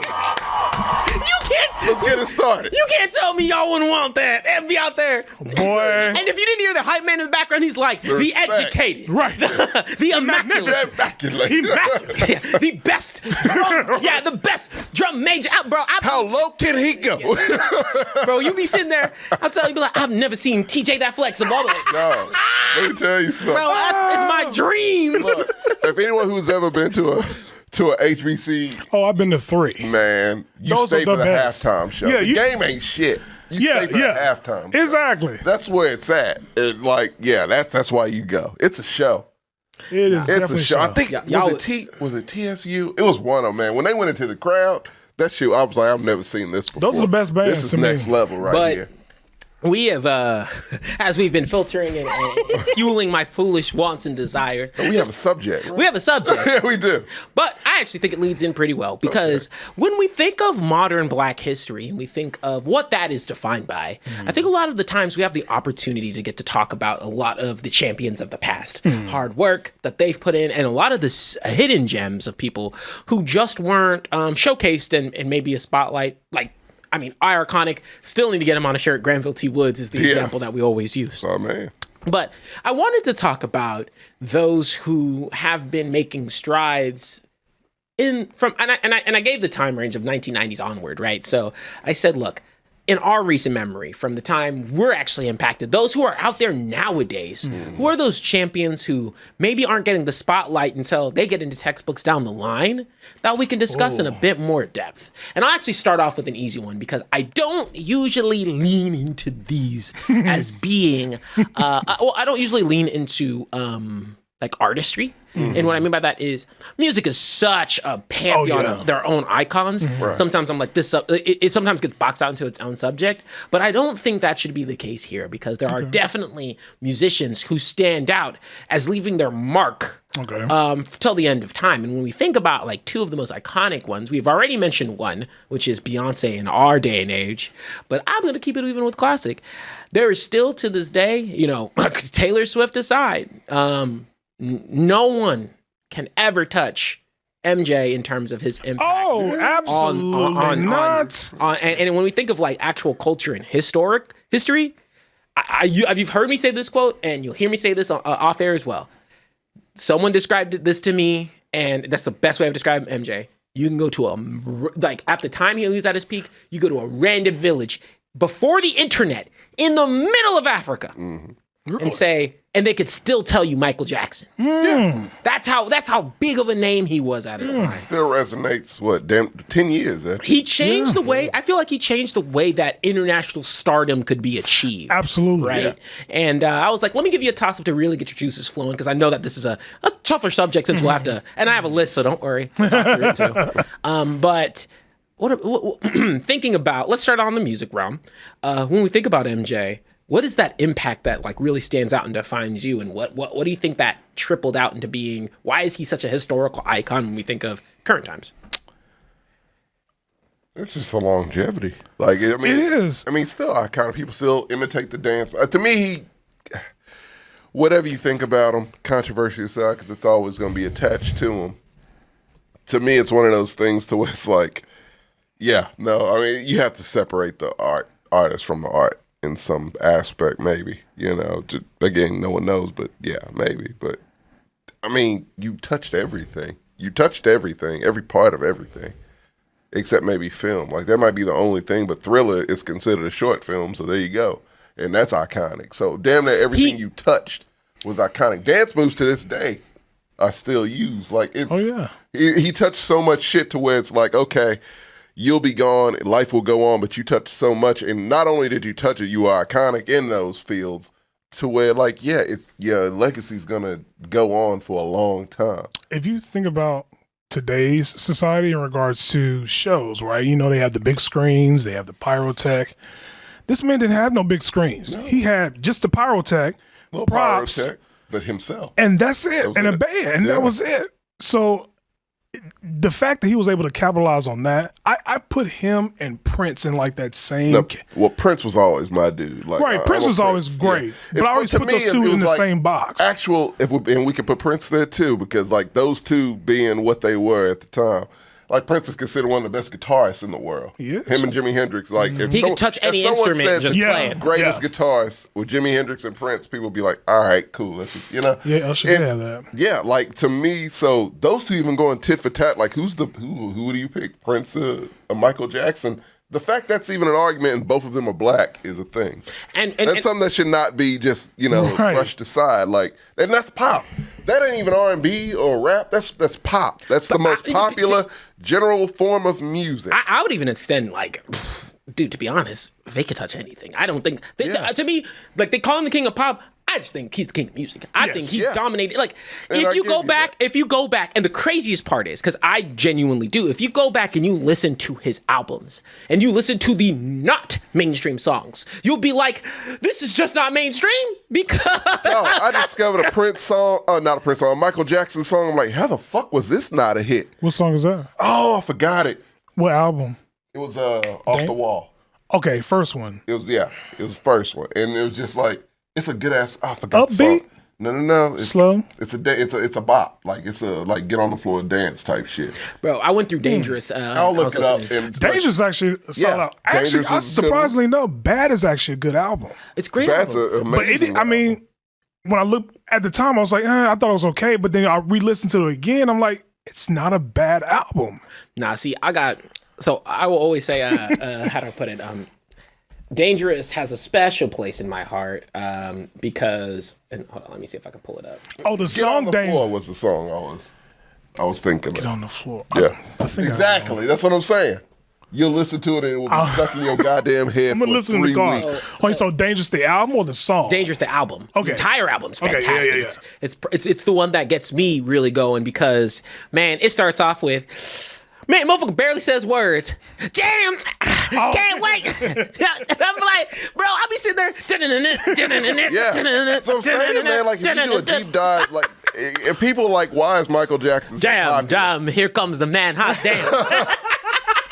Listen to that guy. Listen to his discography, man. Like, legit. Get on the floor. I'm telling you. I didn't know it existed. Jordan. I had a cousin who / like almost brother who's obsessed with Michael Jackson, and I didn't know this song existed. And I listened to that shit straight for so long, and it reminded me. It was like, that's why. Dude, that's why. Even it was like, when did that album come out? When did Off the Wall come out? It does. this shit 80s? could play on the radio today, and I'd be like, this would be a hit. Because And you would it's just- hear songs, and you'd be like, "That's an MJ touch." Yeah. that's an MJ touch. And there was even music that didn't end up being released, or he didn't like. T-Pain came out with this one unreleased track that like, and if you listen to the song, like, because T-Pain came out, he's like, "Hey, yeah, this is supposed to have MJ on it. My audio designer fucked this up and like showcased it early because he was too excited." Yeah. And then Michael Jackson was like, "I don't want to be on it anymore." And you can hear the song and be like, "Oh no, MJ gave the approval for that." Yeah. Like that's how The much. Weeknd wouldn't be The Weeknd without Michael Jackson. Like, I get it. There's people who, and someone put in the chat too. So we literally compare it to like, oh, that person's famous. They're not MJ famous. Right. Like, That's a standard now. And I get T Swift's famous. She is She's the the icon. closest. But I sit there, I'm like, she's the closest. she's the and she ain't- closest. But she's she not ain't there. even. She's not there. She's And not- I know it's probably hard for people of a lower generation, like the generation after us, to realize. But like, nah, man. Like, it was People- a point where it didn't matter where Like you were in TJ the said, fucking world. you said there was performers and there's, what do you say? They're singers. They're singers. I think she's a singer. Yeah. She's not a performer. She's not. I can. I give you think that. that's the reason why I say that she's can I she's do not one on that more? same level. She kind of as MJ. is her own thing. She's a songwriter. She is. That's her thing. She is. She's a singer-songwriter, and she's good at that part. She ain't doing Michael Jackson shit or Prince shit, for that So matter. Like, someone was like at one of the first comments on Michael Jackson's Super Bowl performance of 1993 is literally he stood there for 3 minutes and Yeah. people kept cheering. Yeah. Yeah. He You just have to stood. wait for he that just to stop. he had to wait before he could. yeah. And also, he's also the only performer that the Super Bowl said, "We'll pay you to show up." And he was like, "Give that shit to charity." Yeah. That's how much of an icon he was. It's the most viewed halftime show of all time. Name the three most. Well, Goosebumps. no, because Whitney was the National anthem, which will never be replicated. One of every time I hear somebody say the two best halftime shows, Michael Jackson, Prince. Those are two always, like, without question. Yeah. Always the ones with, like, it's kind of the go-to. Yeah. Yeah, of Michael Jackson, Prince, and that's because they knew what the fuck they were doing. That's just Those oh my God. two could put on a show. I don't think like anybody else. Yeah, I don't think anybody else has the work ethic But- to put on the kind of show those two put on. Shout out to MJ for actually making Remember the Time where he had Eddie Murphy, Iman, That was an expensive music Magic video. Johnson. Yeah. No, his expensive music video was Scream. Oh, that's right. That was Which is weird. Which is a crazy video, but I love it. But I love it too. I love Remember the Time because it's just homage to that Egyptian, homage to that Dog. yeah, I just, Yeah. the breakdown. Bro, Don't so- you This remember nigga was that? saying. He was saying this getting transformed into Michael Jackson. You and me, 2, 3, oh, what about us? Go! I said in my wedding. This is the one that I've claimed in my wedding. I looked at my girl. I said, if we can't hit this with perfection, Let me tell you something. and I'm gonna sit there. I don't want to do it. And I'm gonna be in the rain. You and I'm in. In 3. You wanna do that? Yeah. I'm in. What about us? See that? That was like the most famous breakdown. Moonwalker was And that fire. beat Yeah, was, no, that was oh a my good one. God. That beat was sick. I was like, damn it. I had my brother had broke his knee. He had that like a knee wrap. Yeah. I used to turn that knee wrap into that little outfit he had to Remember the Time. Actually, no, I take that back. What? You Rock My World was mine. You That was rock a good my world. You know my world. You know. Yeah, you know. Everything. No, because oh man, there is nothing you can hide. What to do? You got my. The bop. No, I literally like when you think of those music videos. Who made music videos the way he does? Yeah. Who put the focus on production in the Oh, way that yeah. he did? Yeah. Like it's Oh, just yeah. Game impossible. changer. And I What cannot. would music videos be without Thriller? And I cannot play the Honestly. music here because we'll get Oh, clapped up to high instantly. hell. Instantly. But what I can at least showcase is, nah, Jordan. I mean, there really ain't nothing like it when it comes to. I can't. The production value, TJ. Give you, yeah. Still to this day. Do you remember to this that, day, bro? like, that was like, man, this is one of the best There's a music part in videos there- ever made, man. Where the dude is like inching close to the girl. She's like dropping back. Bro, the whole and time. she- I said, fuck. Bro, look at that. That's the best breakdown ever, man. Yeah. Yo, look at it's so clean. Like, You got no, this is, yeah. that's prime MJ. But no one. It makes you like. You see it, you get excited, and you know what everyone here is gonna do? It's not just you, it's not just me, it's not just the chat. Everyone gonna go back to the crib later and be like, let me throw on an MJ song. I'm gonna be in the car on my way home. Look, can I just elephant in the room? Because you know me, I don't do elephants in the room. I call that shit out. The fact of, we know the whole thing. To me, that whole artist, try to separate the artist from the art type of thing. If you feel a certain way about MJ, he's the one that it's like, because nobody, that's the one where everybody's like, we don't know. I don't know. He doesn't know. No one knows. He's dead now. So what does it matter? Like, keep the music alive. That is just, it's good music. The man knew how to do it. He just knew how. Whatever that secret trick was in music, he knew it. And no one talked. And we are. And to me, look. And I love Prince. To me, Prince had to work to get what Prince had. Yeah. To MJ, I think that shit just came. No, if there's any, it was just what it was. Like, I know there's some non-religious people out there, right? But come on, like, there is something, and if MJ is the one thing that you can say, no, that's a God-given, spirit-given talent. That man, because we're talking only about MJ in and of himself. Yeah. Well, that's not even Jackson 5. That's not even from ground up. No. He put his. That's a whole nother greatest hits album. That's 2 greatest hits albums. Yeah, he put his foot down on his solo career. Oh yeah. And Quincy Jones, that was his. Yeah, Quincy Jones was a producer back in the day, and Quincy Jones was a motherfucker. He was the motherfucker though. Watch a documentary. Motown. Yeah. I just tell people, like, he made his money. So, I was like, I wanted to come in here, and at first I thought it would be a fun one, but when you think of like just his and modern history, right? Yeah. When it comes to like icons, I think it's really interesting because influencers and people who are more entertainment driven start to fall into that camp as well, because we're seeing the fruits of a lot of labor that took to get to this place. Now, in more recent years, people are in these positions to really shine. Not to say that they weren't in those positions prior, but we had to dig those up. There's not as much information out there around a lot of people, and that information was, really, tried to be removed and hidden. I mean, Fred Hampton, we think about that all the time, right? Yeah. But now we're in a space where a lot of people can get showcased, and there's a lot of different lists even out there that highlight some people of modern Black history that are worth of mention. Now, switching gears, wanted to highlight something that even I didn't know. And I actually have a whole list. Thank you, CNBC, for highlighting this as well. This is back from 2021. We have some more that will kind of mix in as well. But there's a whole list of 23 Black leaders who are shaping history today, all from a variety of different backgrounds. One that I really didn't, that I was like, oh, it's not really the case, was the lady who made the lady who led the charge on that. And I totally and it wasn't something that I didn't know at the time, but I totally blanked out on. I was like, oh, you're 100% right. That COVID is a literal time period in history for the world. Yeah. And as usual, we came through. And we. I mean, no, if we're really doing that, that's kind of how it goes. Yeah, Kamika. Women's rights movement. Not me, but like Black women for sure. Yeah, she did. Black women started that shit, and so that's what I'm saying. It's same story, different. Yeah. Now it's a reboot. And now I'm going to go through this list a little bit. I'm going to kind of keep it expedited just because, I want to go through some other things. But just to highlight some of the ones that kind of stood out to me, one area that I am not super fluid in is not necessarily literature, but poetry. And Amanda Gorman. Oh, yeah. Is the young lady who did a poet. Yeah. She's the new Maya Angelou. Can I? Go ahead. Small thing. So, of course, Black History Month, these major news networks, they do the commercials for Black History Month. And CBS did a kind of a homage to Black history. And the brother was pretty fair-skinned. I just said, wait a minute. You got Amanda Gorman out here and they ain't had a commercial with her yet? Like, she hasn't been in any commercials. I haven't seen that.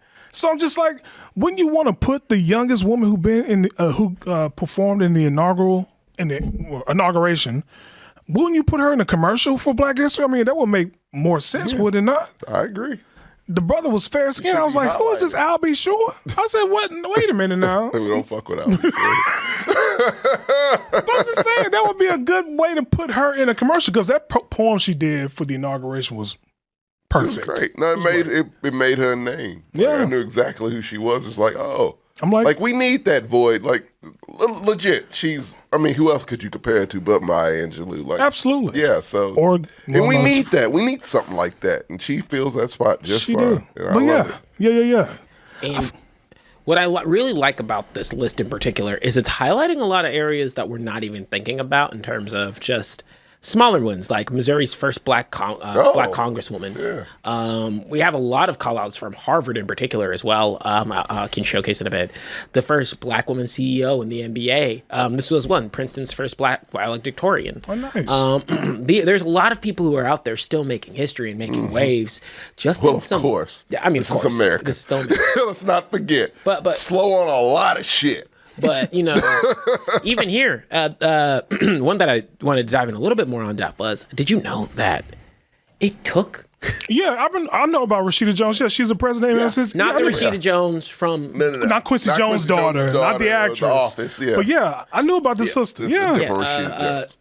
It took this long to get to a black executive... A major television to run a major television network. Yes, it did. And, guys...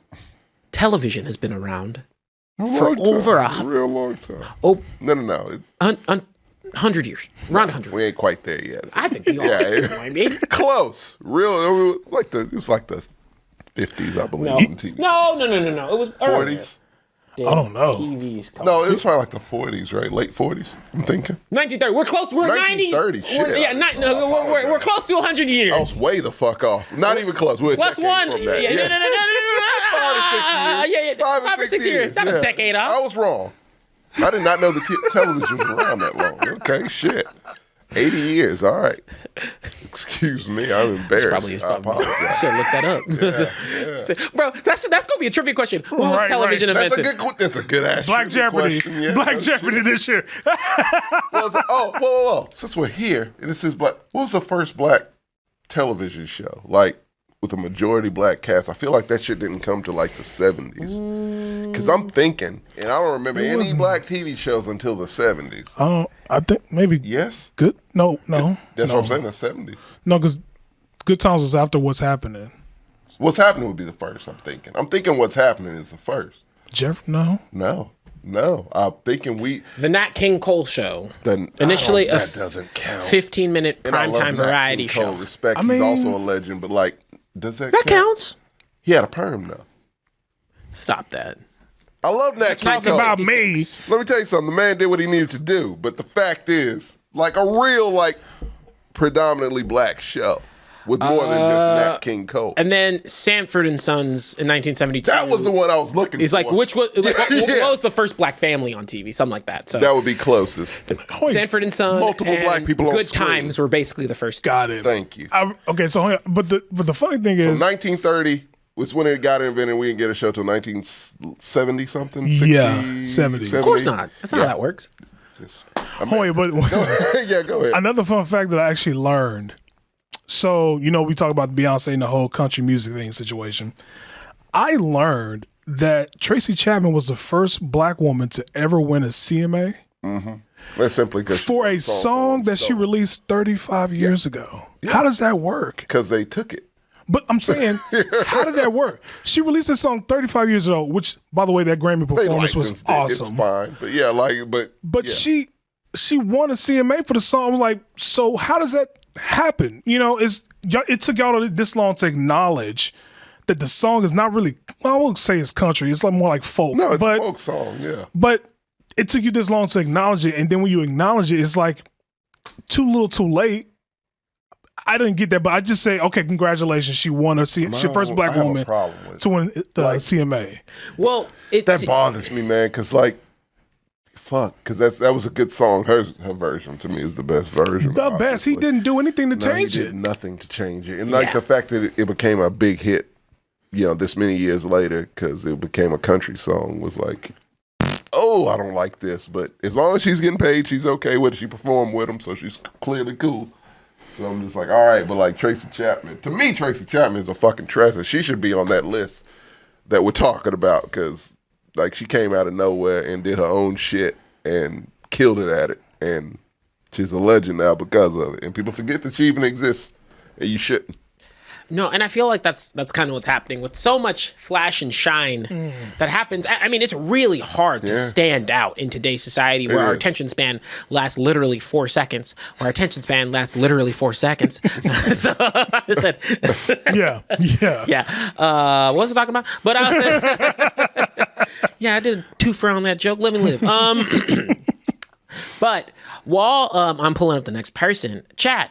Toss in some of the people, and again, 1990s forward, that are some icons that are worth discussing. I got mine. Go ahead. Rakeem, don't put Travis Kelce. No, just kidding. He was not even mentioning Black history. We'll find with Travis Kelce. Mine is Spike Lee. Yeah. Great call out. And I know, like, look, and it's a Spike Lee with the apostrophe John Singleton because he was. Yeah, I was about to say John Singleton. Yeah, because he was nominated for yeah. Boys and Men. He's the first. Was he the first? Oh, was Spike the first to be nominated for best director? I think it was John Singleton. Or it might be Spike. I hate, either way. Yeah. The fact is, to me, Spike Lee more so because, like, Do the Right Thing still is one of my all-time favorite movies. And it's just Malcolm X also. Like, so many of his movies. Recently, The Five Bloods I loved. Like, it was one of my favorite movies of that year. So, like, it's something about, like, Spike Lee, to me, is a hero because he made me feel like you can do it. And John Singleton, to a degree. Like, you can do it, and you can do it your way, and it will be seen, basically. Yeah. Like, you can tell your truth in it, and, you might have a platform for the world to see it. And that shit was inspiring as fuck. And his movies are great. He's one of my favorite directors, like, ever. So, yeah, nice. Spike Lee, and I think he should, I don't know how you can talk about film and not bring him up at some point. Yeah. I mean, the man made Malcolm X, did he not? He did. That meme would not exist without Spike. I want to. So before I switch my gears to a different area, I definitely enjoyed. Don't worry, we're going back and forth. So you're gonna get yours in a second. I do want to highlight someone from the chat, and they mentioned someone who I totally agree with as well. The timing is. Like right around, like right on. Like I'm gonna let this one go because we haven't talked about this one yet. Go, yeah. Bob Marley for sure, of course, absolutely, the fucking king of reggae. Yeah, I've listened to Bob Marley many a times, in a variety of different settings, in a variety of different headspaces. Right, and it's been wonderful every single time. But one big shout out is just, man, like. When you think, and he's finally just now getting an actual movie, right? Now he's had like things come out before, but we are getting that Bob Marley movie this year. I don't believe it's come out just yet. No, it's coming out this week. It's coming out this week, right? Oh my gosh, I've just been so enamored by Madam Web that I just completely overlooked One Love. I know you are. I think I'm coming in to help you. I might not though, but on your own volition. No, right. He got me.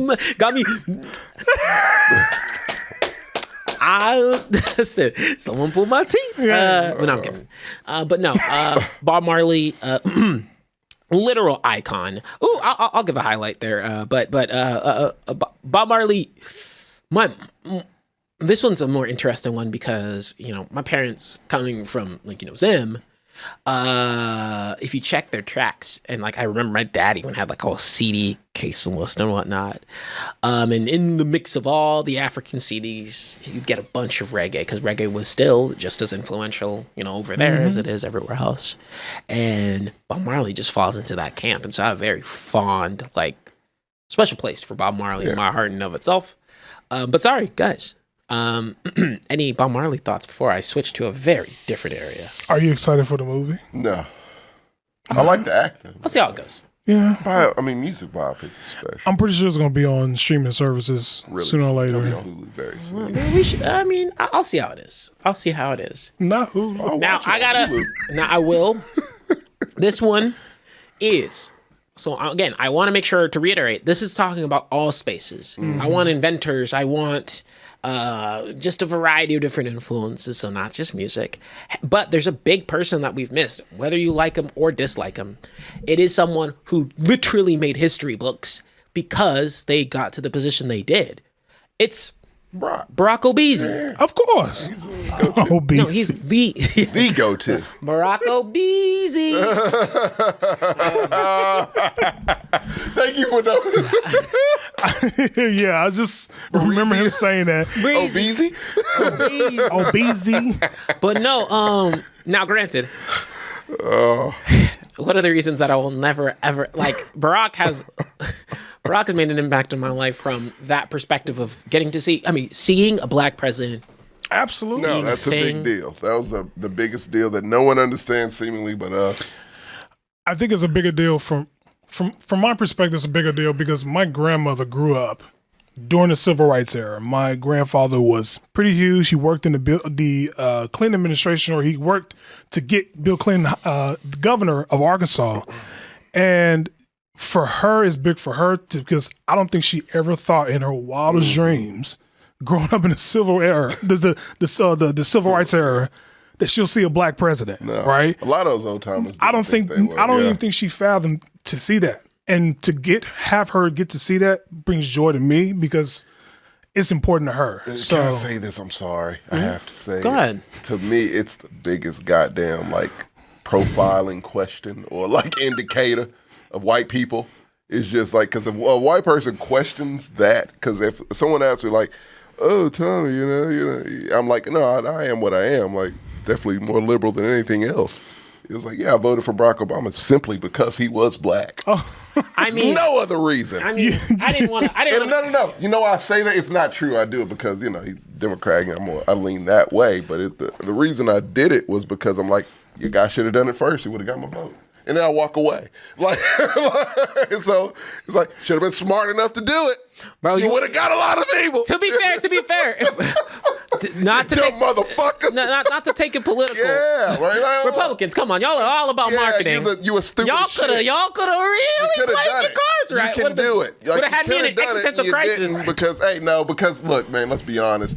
They would rather die than say that they like a black person. And that's the truth. I don't know if that's the case. A lot of them. No. A lot of them. No. I have my gripes with Republicans. Of course. I do. Yeah. But I think just being able to see a black president means that we have progressed in some ways. In some ways. To get this black man who had little amount of experience as a senator to become president of the United States. And he's the youngest, if I'm not mistaken. And that is my other thing. And that is not saying we do have ways to go. But that was an indicator of clearly there was a shift somewhere. And he is the youngest. Wasn't he 48? Yeah, if we're thinking time, he spent, because he's 62 now. That would be around 48. Was it 48? He might have been 40. He might have been 45, 46. I think he was 45. And guess what, people? That's exactly the age I want my fucking president to be. Thank you. Hello. No. Side note. Don't just stop at presidents. Shit. Let's start with politicians in general. That's how I want. Let's start local, just to state, to federal. Someone who can understand the culture. Look, fuck that. Y'all are being generous. If you could collect Social Security, you should not be in Congress. That is my fucking philosophy. Who is this dude? And somebody in 1960 said they would have had Herschel Walker. Boy, don't get me started. Look, no. Stick to Barack Obama, okay? But that's my whole thing, right? I sat there and I was like, when you think of my impact for Barack Obama, it's just the first president. I was like, that's not decrepit. That's someone who actually looks like that's my dad's age. That's someone who. Spry. Yeah. Who was upcoming, young, or that was my dad's. I mean, he was older than my dad. Around this, I don't know, but that's the point. It was just one of those things where you look at that, and even had my mom who 2022, because I don't even think they make them anymore, but I'll see if I can get her another one. She had Barack and Michelle calendars. It was just such an influence. I read all her books, and shout out to the first black first lady as well. I mean, let's be honest. First black they family. were the last class. That was like the Cosbys in the White House. Yeah, I know that's careful, but I'm just TV Cosbys. TV Cosbys. That's like seeing the TV Cosbys in the White House. That is great to see. Both of them lawyers. Daughters went to great schools. It's like, man, I don't think you'll ever see that anymore in the White House. And more importantly, it really just took the fucking wind out of racist sails in this goddamn. the motherfuckers gave up. I think the other thing they were like, oh well, I guess. It wasn't even just 4 years of break, then 4. No, it was back to back W's. 8 years solid, and Man, do I appreciate when politics was quiet. Oh man. When the worst thing I would see wore was a like, tan suit. yeah, when Oh, wore wow. a tan suit, and that's when you were not searching for 91 shit. criminal Now, granted, charges. You know, like Now, good old days. Sure. Granted, I'm not going to sit there and say, like people have gripes with certain actions, and that's how politics is. That's totally fine. Mm-hmm. But in terms of iconicism, man, it changed the way that you could feel. It made politics feel achievable. Yeah. The whole like you can be president. Not the first one. You don't have to be the The first one after him really made you feel like if you could be president. Oh my God. I don't wanna be president. And they're still. I was homeless and now I'm the president. Like, yeah. Please let's say that for another show. That's another show. No shit. That's a whole other But subject. let's remix it. Oh, and then I want to let me make. I'm gonna take a step back. I know I mentioned it, but I really want to give Michelle. You did your thing. Michelle too. deserves. You now granted. Beautiful. Now granted. I know when I got to high school and I tasted wheat, that was you, but I didn't hate you for it. I respect you for I it. still had Fruitopia, so we were good. Yeah, like y'all had sugar. It was after we left. Bro, I so remember when they changed the cookie that's rough. recipe. I That's was mad rough. every day. We were having shit we should not have had. Bro, them we had cookies slapped. nachos. Oh, when we she had that nachos nutrition made- thing? Yeah, Oh, Nutrition my thing. we had God. nachos made with Doritos, nigga. That shit was delicious. With chili. They Oh, added yeah. chili to it. The food was great. Not even necessary. We didn't ask for the chili. They added it to it. Oh, that was on me stopping. I was Just like, fuck it. No. so gonna give a shout out, and then Jordan, I hope you have yours ready. No. What's up? No. Okay, I got you. Well, then we got plenty to go. I definitely want to highlight this one because her lemonade be good. Yeah. This 13-year-old over here, my bees She's and a honey. beast, Yeah. Really? Yep. Oh my gosh, Michaela Lamar. I've Mares. never heard of that. So What my does the bottle look like? bottle looks I like don't think you've seen it. I'm sure. Yeah, I bought a couple. I buy it on GoPuff. Mm-hmm. Where's it? There it is. There you go. That's what it looks like. Are those at HEB? They are at They are. HEB. They are at You can get them delivered in a variety of different stores, and they taste real good. They're good. But Because she used real sugar. she's a you know how she's 19 Now. now, but she was 13 when Yeah. this got spun up. And seeing a young black girl be able to shine her stars. Okay. I think she hates the color yellow now, but she No, she don't. Yellow might actually- as well be green. yeah, yellow's green. Yeah, you goddamn She's right. like, what's the color of your money? Yellow. But she even has a book out there. Like, it's actually incredible It is. to see, It's inspiring like, as to see fuck. young girls, and there's a variety, and I don't Young there's black girls doing some There's a shit. whole subject of young black women and success. There was a woman who had earned like 3 degrees prior to being at 16. I actually want to see if I can find her. There's quite a few success stories in that camp, and so thank you for tossing that in the chat, Serenity. Nice. I'm actually gonna pull up this lady. Janet Emerson bashing. Yeah. But well, spinning the block, switching it up. It's nice to praise people who are still alive. It's nice to praise people who are around. Right? It's a different sort of energy. It it's is. even one that is Yeah. like, you're curious on, and I've not read a recent history book, so I'm curious to see how they Same. frame history. Mainly because, like, where are they gonna do? How do I put it? Like, what are they going to focus on? Are they going to focus on influencers? Are they going to focus on YouTubers? Are they going to focus on, I show speed? Like what's going to happen in these history books down the line? Isn't involuntary relocation in social study books now? Oh no. They don't call Florida. In They Florida, don't call it slavery no more. They call Probably it here, too. involuntary relocation. Yeah. No, it was in our state that we asked for. Yeah, I'm about to say that makes sense. I'm just The curious if they last put that. state to say, "Hey, slavery's over." Yeah, no, it's a shocker. It's a fucking shocker. God, I gotta get the fuck out of this state. Jesus. Now, I definitely want to take a bit of a spin. Oh my gosh, I want to take a bit of a spin. We've talked about entertainment. Yeah. We talked about politics a little bit. We've given a shout out to some entrepreneurs here and there because there's plenty. Yeah. What's an area I hadn't talked about yet? It's a big one. Politics? No, we talked about politics. Brock's Oh, that's politics. right. Yeah. Come on. It's in the. I'll put it in the entertainment camp. We talked about movies, music. Sports, baby. Michael Jordan, the man, the myth, the fucking legend himself. That makes sense. Come on, y'all. That makes So sense. I was like, yo, this is I'm giving freebies. No shit. Y'all Yeah, like, no, you y'all was like, I was like, That hey, is- that's a good guys, one. what vegetables haven't we talked about? Mangoes. That's what y'all looked at me like. Michael Jordan. that? Now, Michael Jordan. I mean, A whole man of generation you. no. Why the fuck is Patrick Mahomes next to Michael Jordan? Oh, let's not talk about that. Patty Mahomes got to earn his stripes. No shit. But no, I would say, and actually, let me close out this tab so it's all Black History stuff.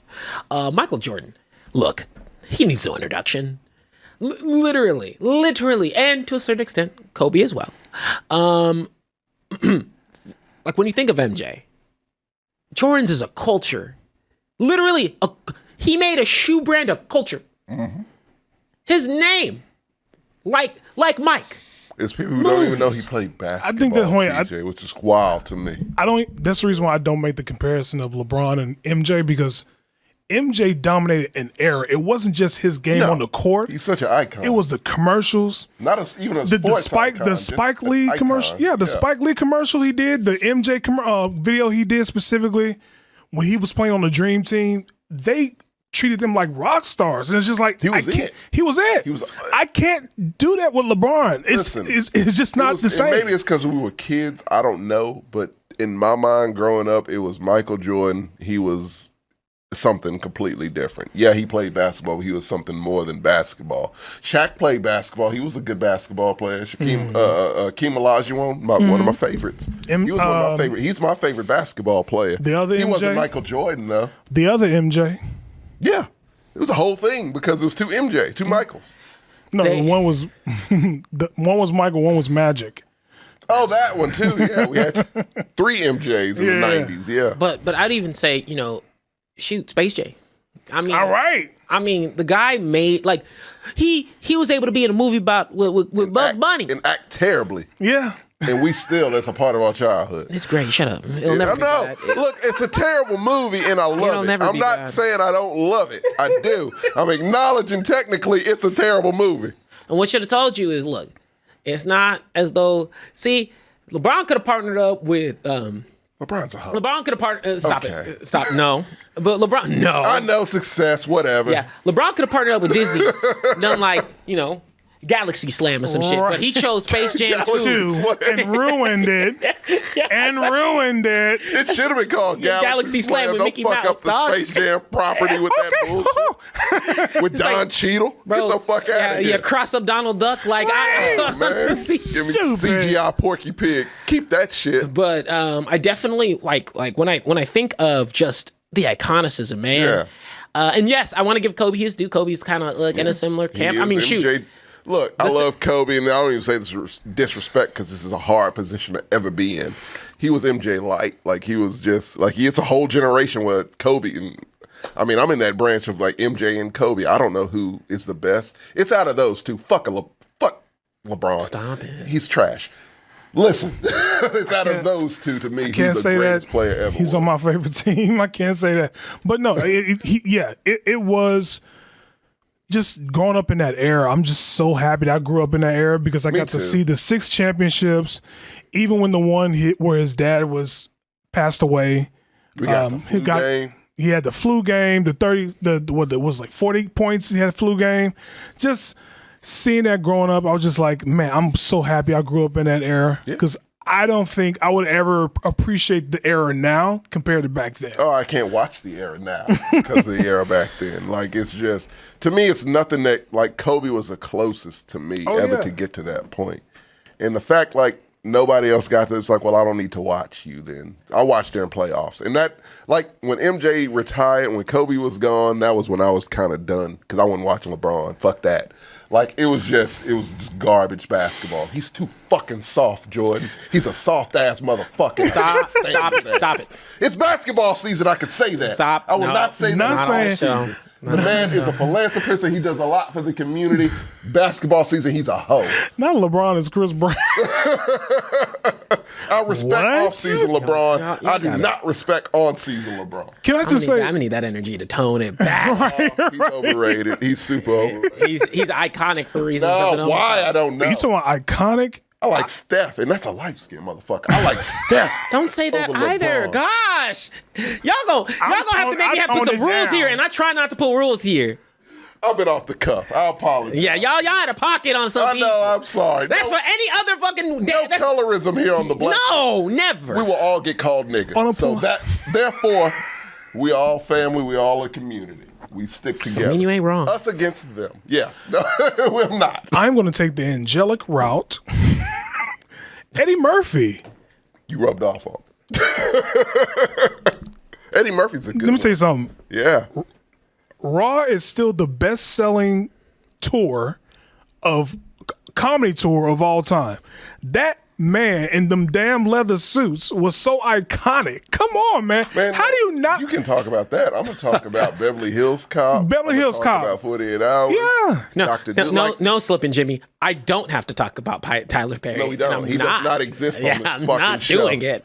Why not? Tyler Perry is giving jobs to all these black folks. And then I'm talking about Eddie Murphy is amazing. Eddie Murphy is what we're talking about. We're talking about a real legend. And a person who He's giving jobs out here in the black community. Eddie Murphy. Who?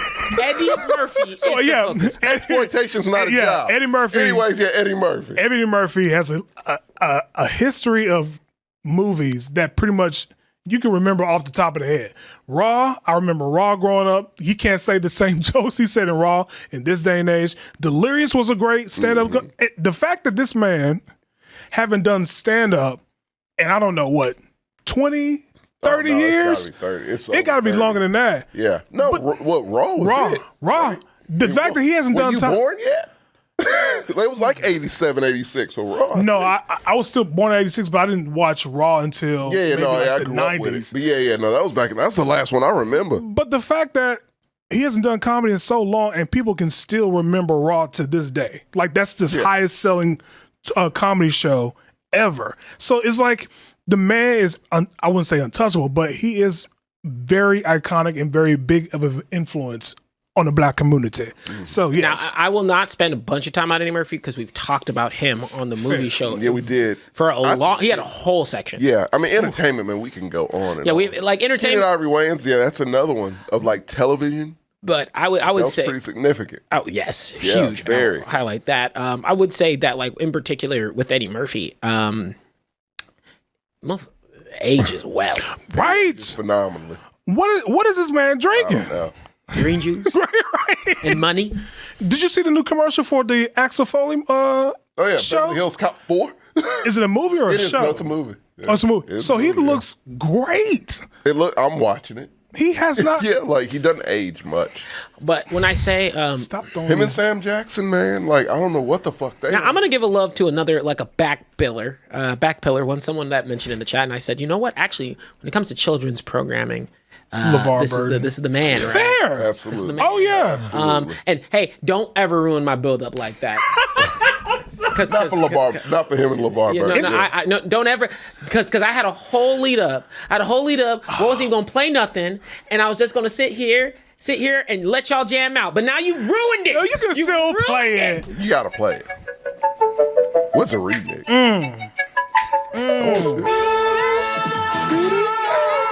That was the guy that actually made me want to read more. Bro, I was like, books are fun. Right. No, fuck that. I didn't give a flying fuck about a book. A book can suck my dick. Oh, shit. I didn't care. I did not care. That man made me care. Bro, with that the recommendations at the end. Yeah. With other kids, that shit gave me FOMO. Yeah, that shit gave me FOMO. Like this bitch read it. I gotta read it now. Now I gotta read James and the Giant Peach because they had the doo-doo-doo. That doo-doo-doo did it, man. That fucking doo-doo-doo. That made you want to read the book. Y'all stop it with Barney. I saw that damn episode where y'all had Barney talking like that. I saw that. Oh, man. I said, what the fuck is that? Couldn't get down with Barney, man. Oh, wait.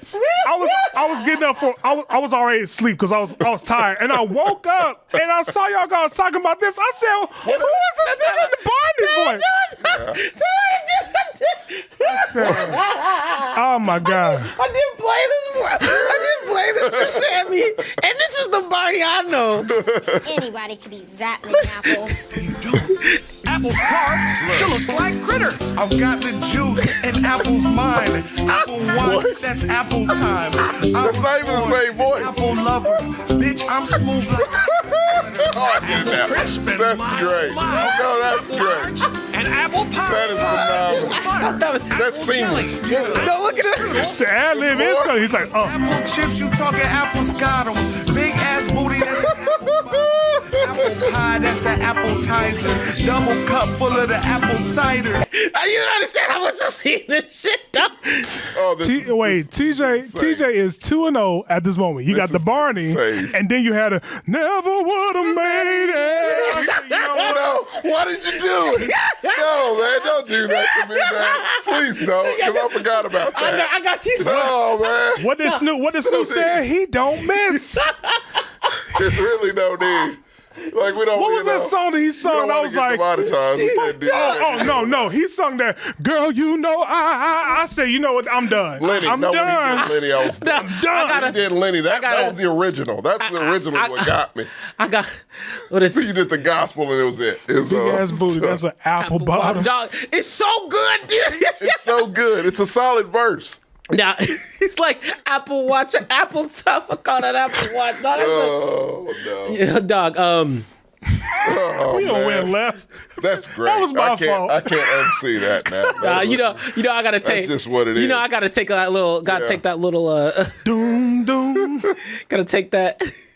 Because you know how I feel about this. What do you mean? Don't do it. Never could have made it without you. I could have lost it. Turn that shit off. I see how you were made for me. I'm strong. Yes, Lord. Turn that shit off. That gets Tommy every time. Yes, Jesus. Yes, Jesus. You put me through. Get that testimony, Patrick. What is it? Because it was with the Never Too Much, the Luther Vandross that He did that. I can't do any of them, man. Stop it. What?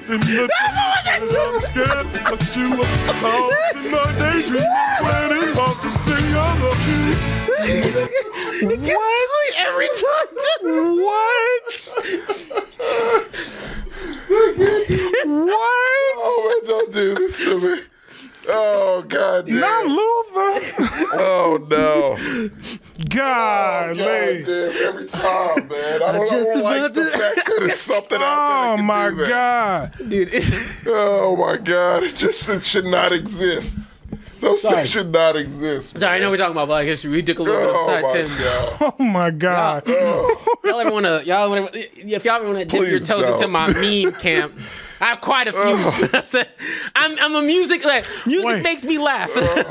He the one that put me on with the cat with the big bass in the car with sitting there driving with that big ass.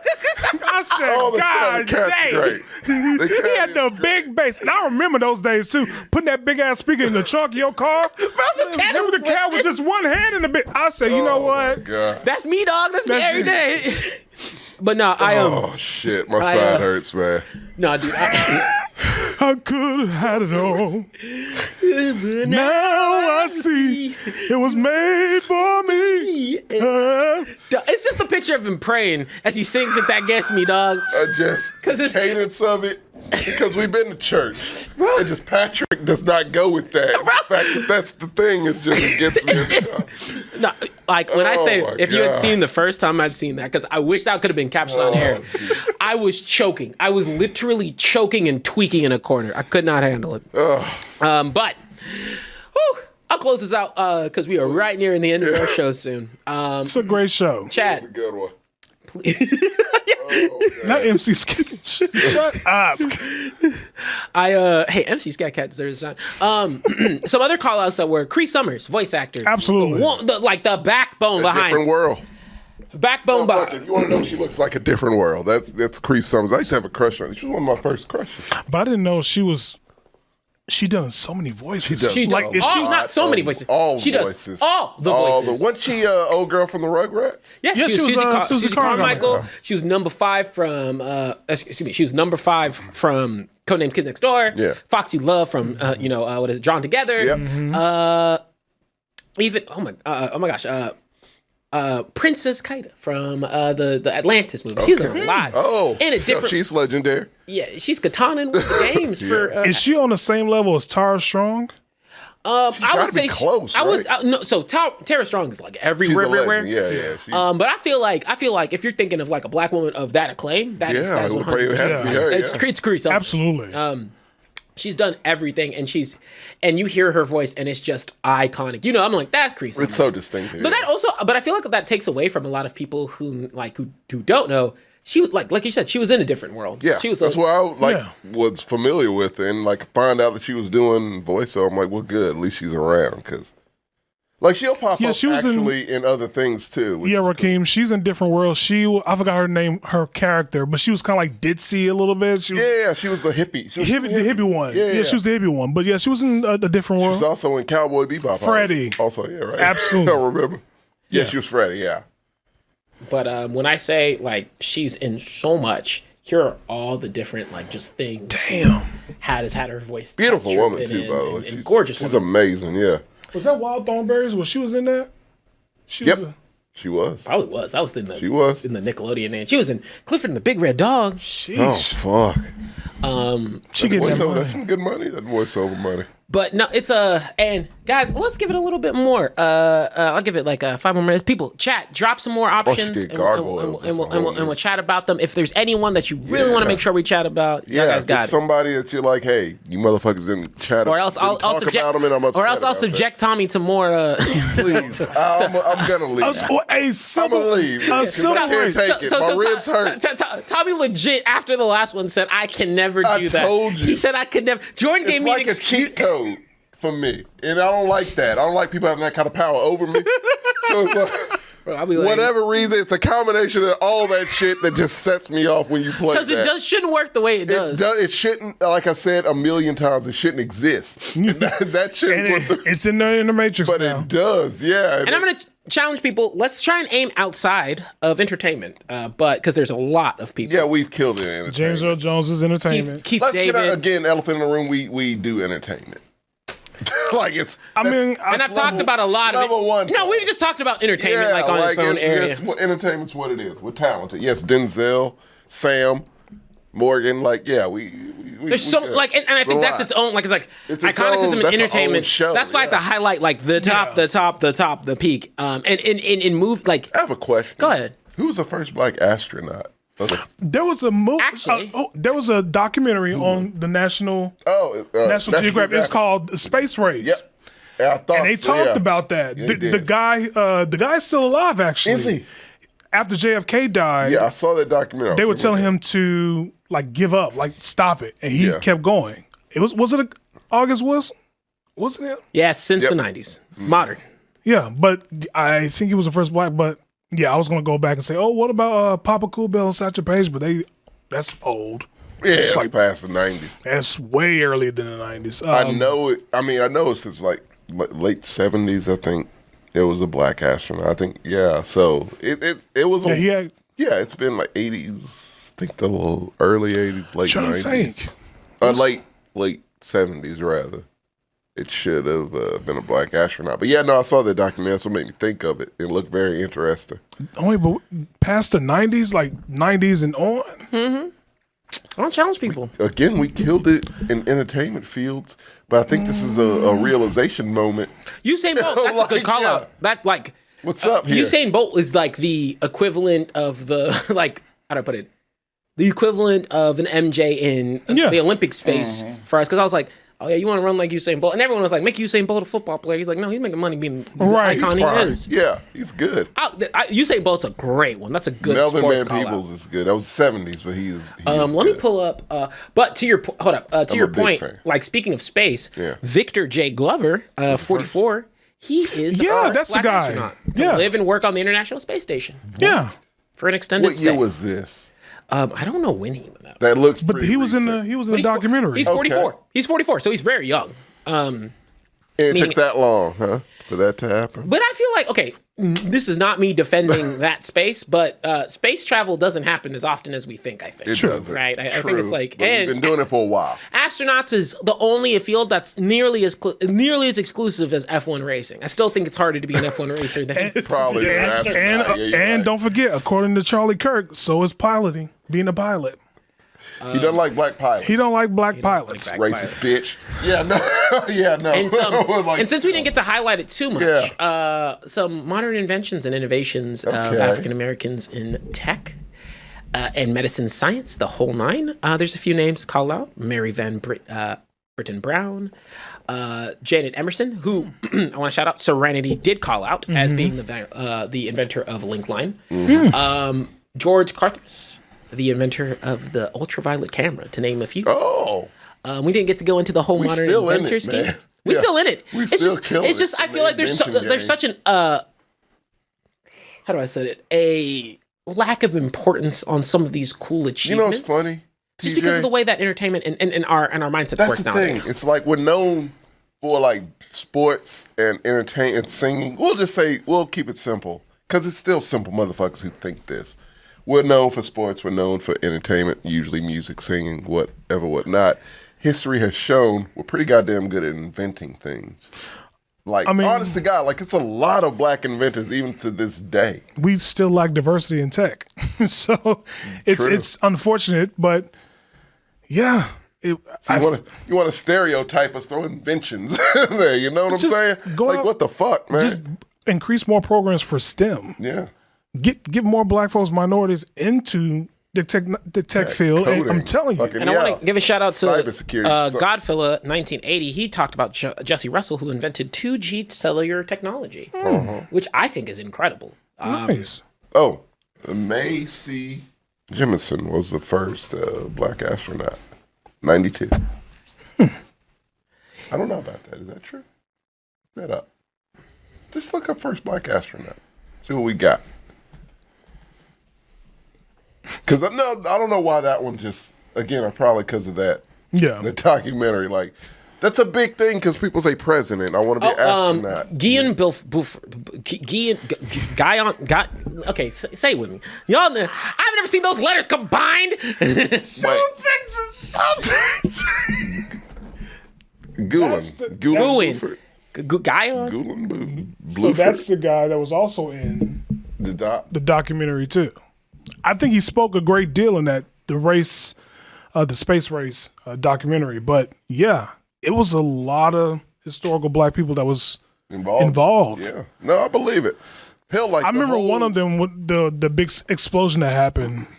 I think it was back in the 90s, but I remember that. But yeah, it just I remember that. Yeah. It was just we got to get more funding for black folks. We need to get more black folks in STEM. Well, I think as far as honestly, as far as NASA goes, black people played a huge part in NASA. The whole Hidden Figures is a movie based around it. It's a whole movie based around it. But that's a broader conversation to close us out just real quick. Yeah, it's crazy. Like what I feel like, and to your point, Serenity, a lot of these jobs in STEM, like our culture has encouraged to come up, but it's either by entrepreneurship and or some sort of hustle and or being famous in some vernacular way, shape, or form. And what that creates is a propensity to where, I know that people say there's not enough, how to put it, like the tech space isn't hiring enough black people, right? But also a lot of black people aren't going into particular studies and or not, I want to say not a lot of black people, but it's not encouraged by our community to go into a lot of technological studies like STEM, engineering, things of that nature, which should be at the forefront of what we're preaching. It's like, hey, we are out there telling people via songs and communicating, hey, go get your hustle, do this, and they don't articulate, hey, the hustle is getting into one of these areas, these fields, and creating something of your own. Like inventions and entrepreneurship can still be coinciding with technology, and it's an area of opportunity that's huge and can be capitalized. Absolutely. That said, that doesn't mean there's not a lot of people who float in the tech space nowadays as well. It's actually just kind of tricky because one thing that tell us about your experience getting into that field. Ooh, I'll make this quick. Because we're both in that tech field, but you have more experience in that area. Well, I think we have an equal amount of experience. Yeah. No, I got more. like, don't you try to quit yourself to me? No, I'm kidding. But seriously, no, I just start spazzing out. Okay. Now, to be honest, my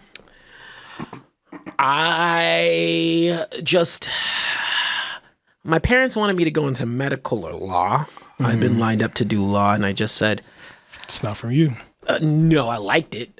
Money. So I ended up winding up and being like, well, I've always been always been tech savvy person. Come to my crib, I got a lot of shit. It's unnecessary.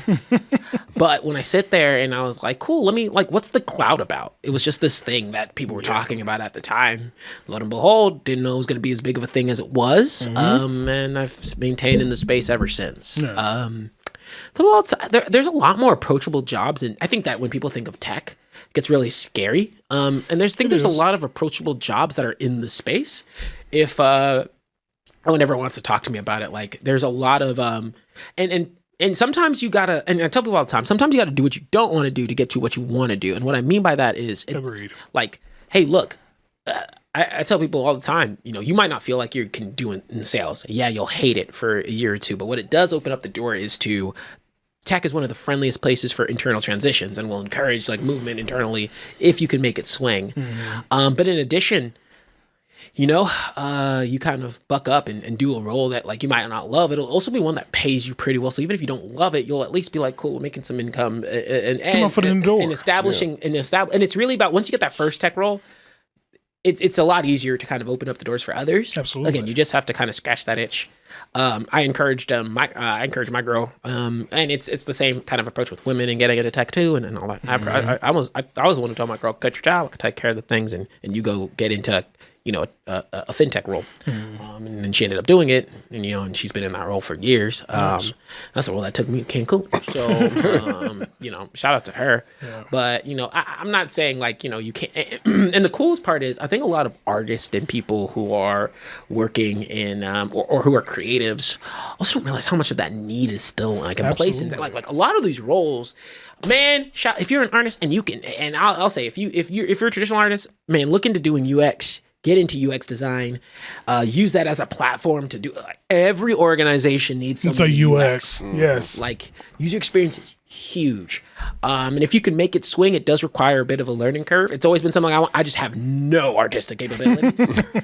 I always say you're a producer, but then again, I always think that I would say software engineering will fall in, or does UX fall into software engineering? Or it would not. I think it's still a bridge gap. I think all of that still falls under the engineering or a product bucket, which is a great bucket to be. But if anyone ever wants to talk to me about it, again, I tell people to message me on Discord, and I do genuinely get back. Thank you, Batchy. Batchy messages me and asks me questions. And, nice. And so if you ever have questions about career stuff, and I tell you all the time, like I think the coolest part is even when a market is bad, if you just have some acumen under your belt, you can usually make something work. Not to say like, you know, people are struggling out there. Hey, I could be let go tomorrow, and I don't know. I mean, I don't think that's gonna happen, but I could be let go tomorrow, and that puts me in a tough position. But I just want to highlight, like, you know, one cool thing that I've seen is if you get really well with a certain product or area, you can spin that into being a consultant, and I think that's such a cool thing. In between my last role and this one, I did some consultancy work, and I realized, oh shit, that's where it's at. That's where it's at. You know, the transition I'd like to make is doing something. Like I've been like, you know, I've been client facing for a while. Not exactly what I think I want to do for the rest of my life. Fair. But I've been doing it for, you know, I've been really more of a personal, like an interpersonal role for a very, very long time. So I'm like, let me mix it up. And I'm thinking that's my personal next step, but I'll be happy to chat through anyone who wants to make that transition. I'll tell you the good, the bads, and the goods. So, but there's more people like who if you look like me, and even if you don't, if you just have an inspiration about it, I think there's an opportunity. And we talk about Black people in tech. Oh my gosh. Have you been to Afrotech here? Yeah, have you? That's a great question. You've been? Oh, never mind. Every year since 1992. Afrotech's live. I would love to go to Afrotech. Oh no, please go. Like it's a good time. Yeah. But we talk about Black people in tech, and this extends to a lot of other minorities. In particular, our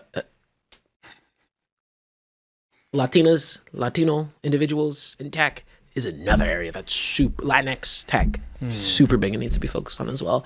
Like that allyship angle. Like I feel like Black being in tech is hard, and I've been in organizations where I'm like the only Black person, and I don't think there's a Hispanic person here. Like, and it's kind of crazy, and so I'm looking out for that too. But my Discord handle is I think in the Discord that I have for it's TJ Zone. It's not that hard. It's a TJ Zone. Because if you come into my DMs, it's a zone. Haha, I'm kidding. That's not why I did it. I literally just put words together. Are you in the Discord too? I don't know what it is. Oh. No, I think I am. Explained to me. I just never got around to it. Wait, I'm like Discord. I think I would. You didn't invite me to Discord. But the thing is, like, once I get one, like, how do You're not in the Discord? No. You don't get personal invites. Like join. That's it. How do I like find everyone? We're all in the chat. Like it's you join. It's a community. So, but like I join and then what I like Sammy's name is Sam. Like it's not that hard. So there's communities and you can do direct messaging there specifically. But yeah, I didn't know about the community one. Yeah. I heard y'all talk about it, but I didn't know about the community one. Yeah, I'll make sure you get I will personally.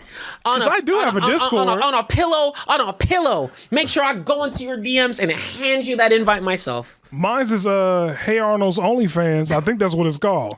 I have to look it up. But it is Hey Arnold's OnlyFans. I think that is my Discord handle. I think it is. I'll let one of these guys know, but I think that's what it is. I'm just gonna send you it myself. With that said, thank you guys for joining us to look on our Modern Black History Take. Thank you for letting us talk about Club Shay Shay and everything else. We had a long show today. Fun show. Very, very long, but a very, very fun one, as Blaxcellence is. I will let you know our topic for next week, because that's how it works here at the Blaxcellence. February it does. Yeah, it's a lot of show. We try our best. But we got a lot of shit. We got to stretch out this black related. Get this many Negroes for one more show in Black History Month, and we quits. Like I said, it's too much. It's a lot. But no, seriously, thank you guys for coming out. Y'all know I always appreciate the Black History Month shows. Join us next week. We'll have a great time. Peace.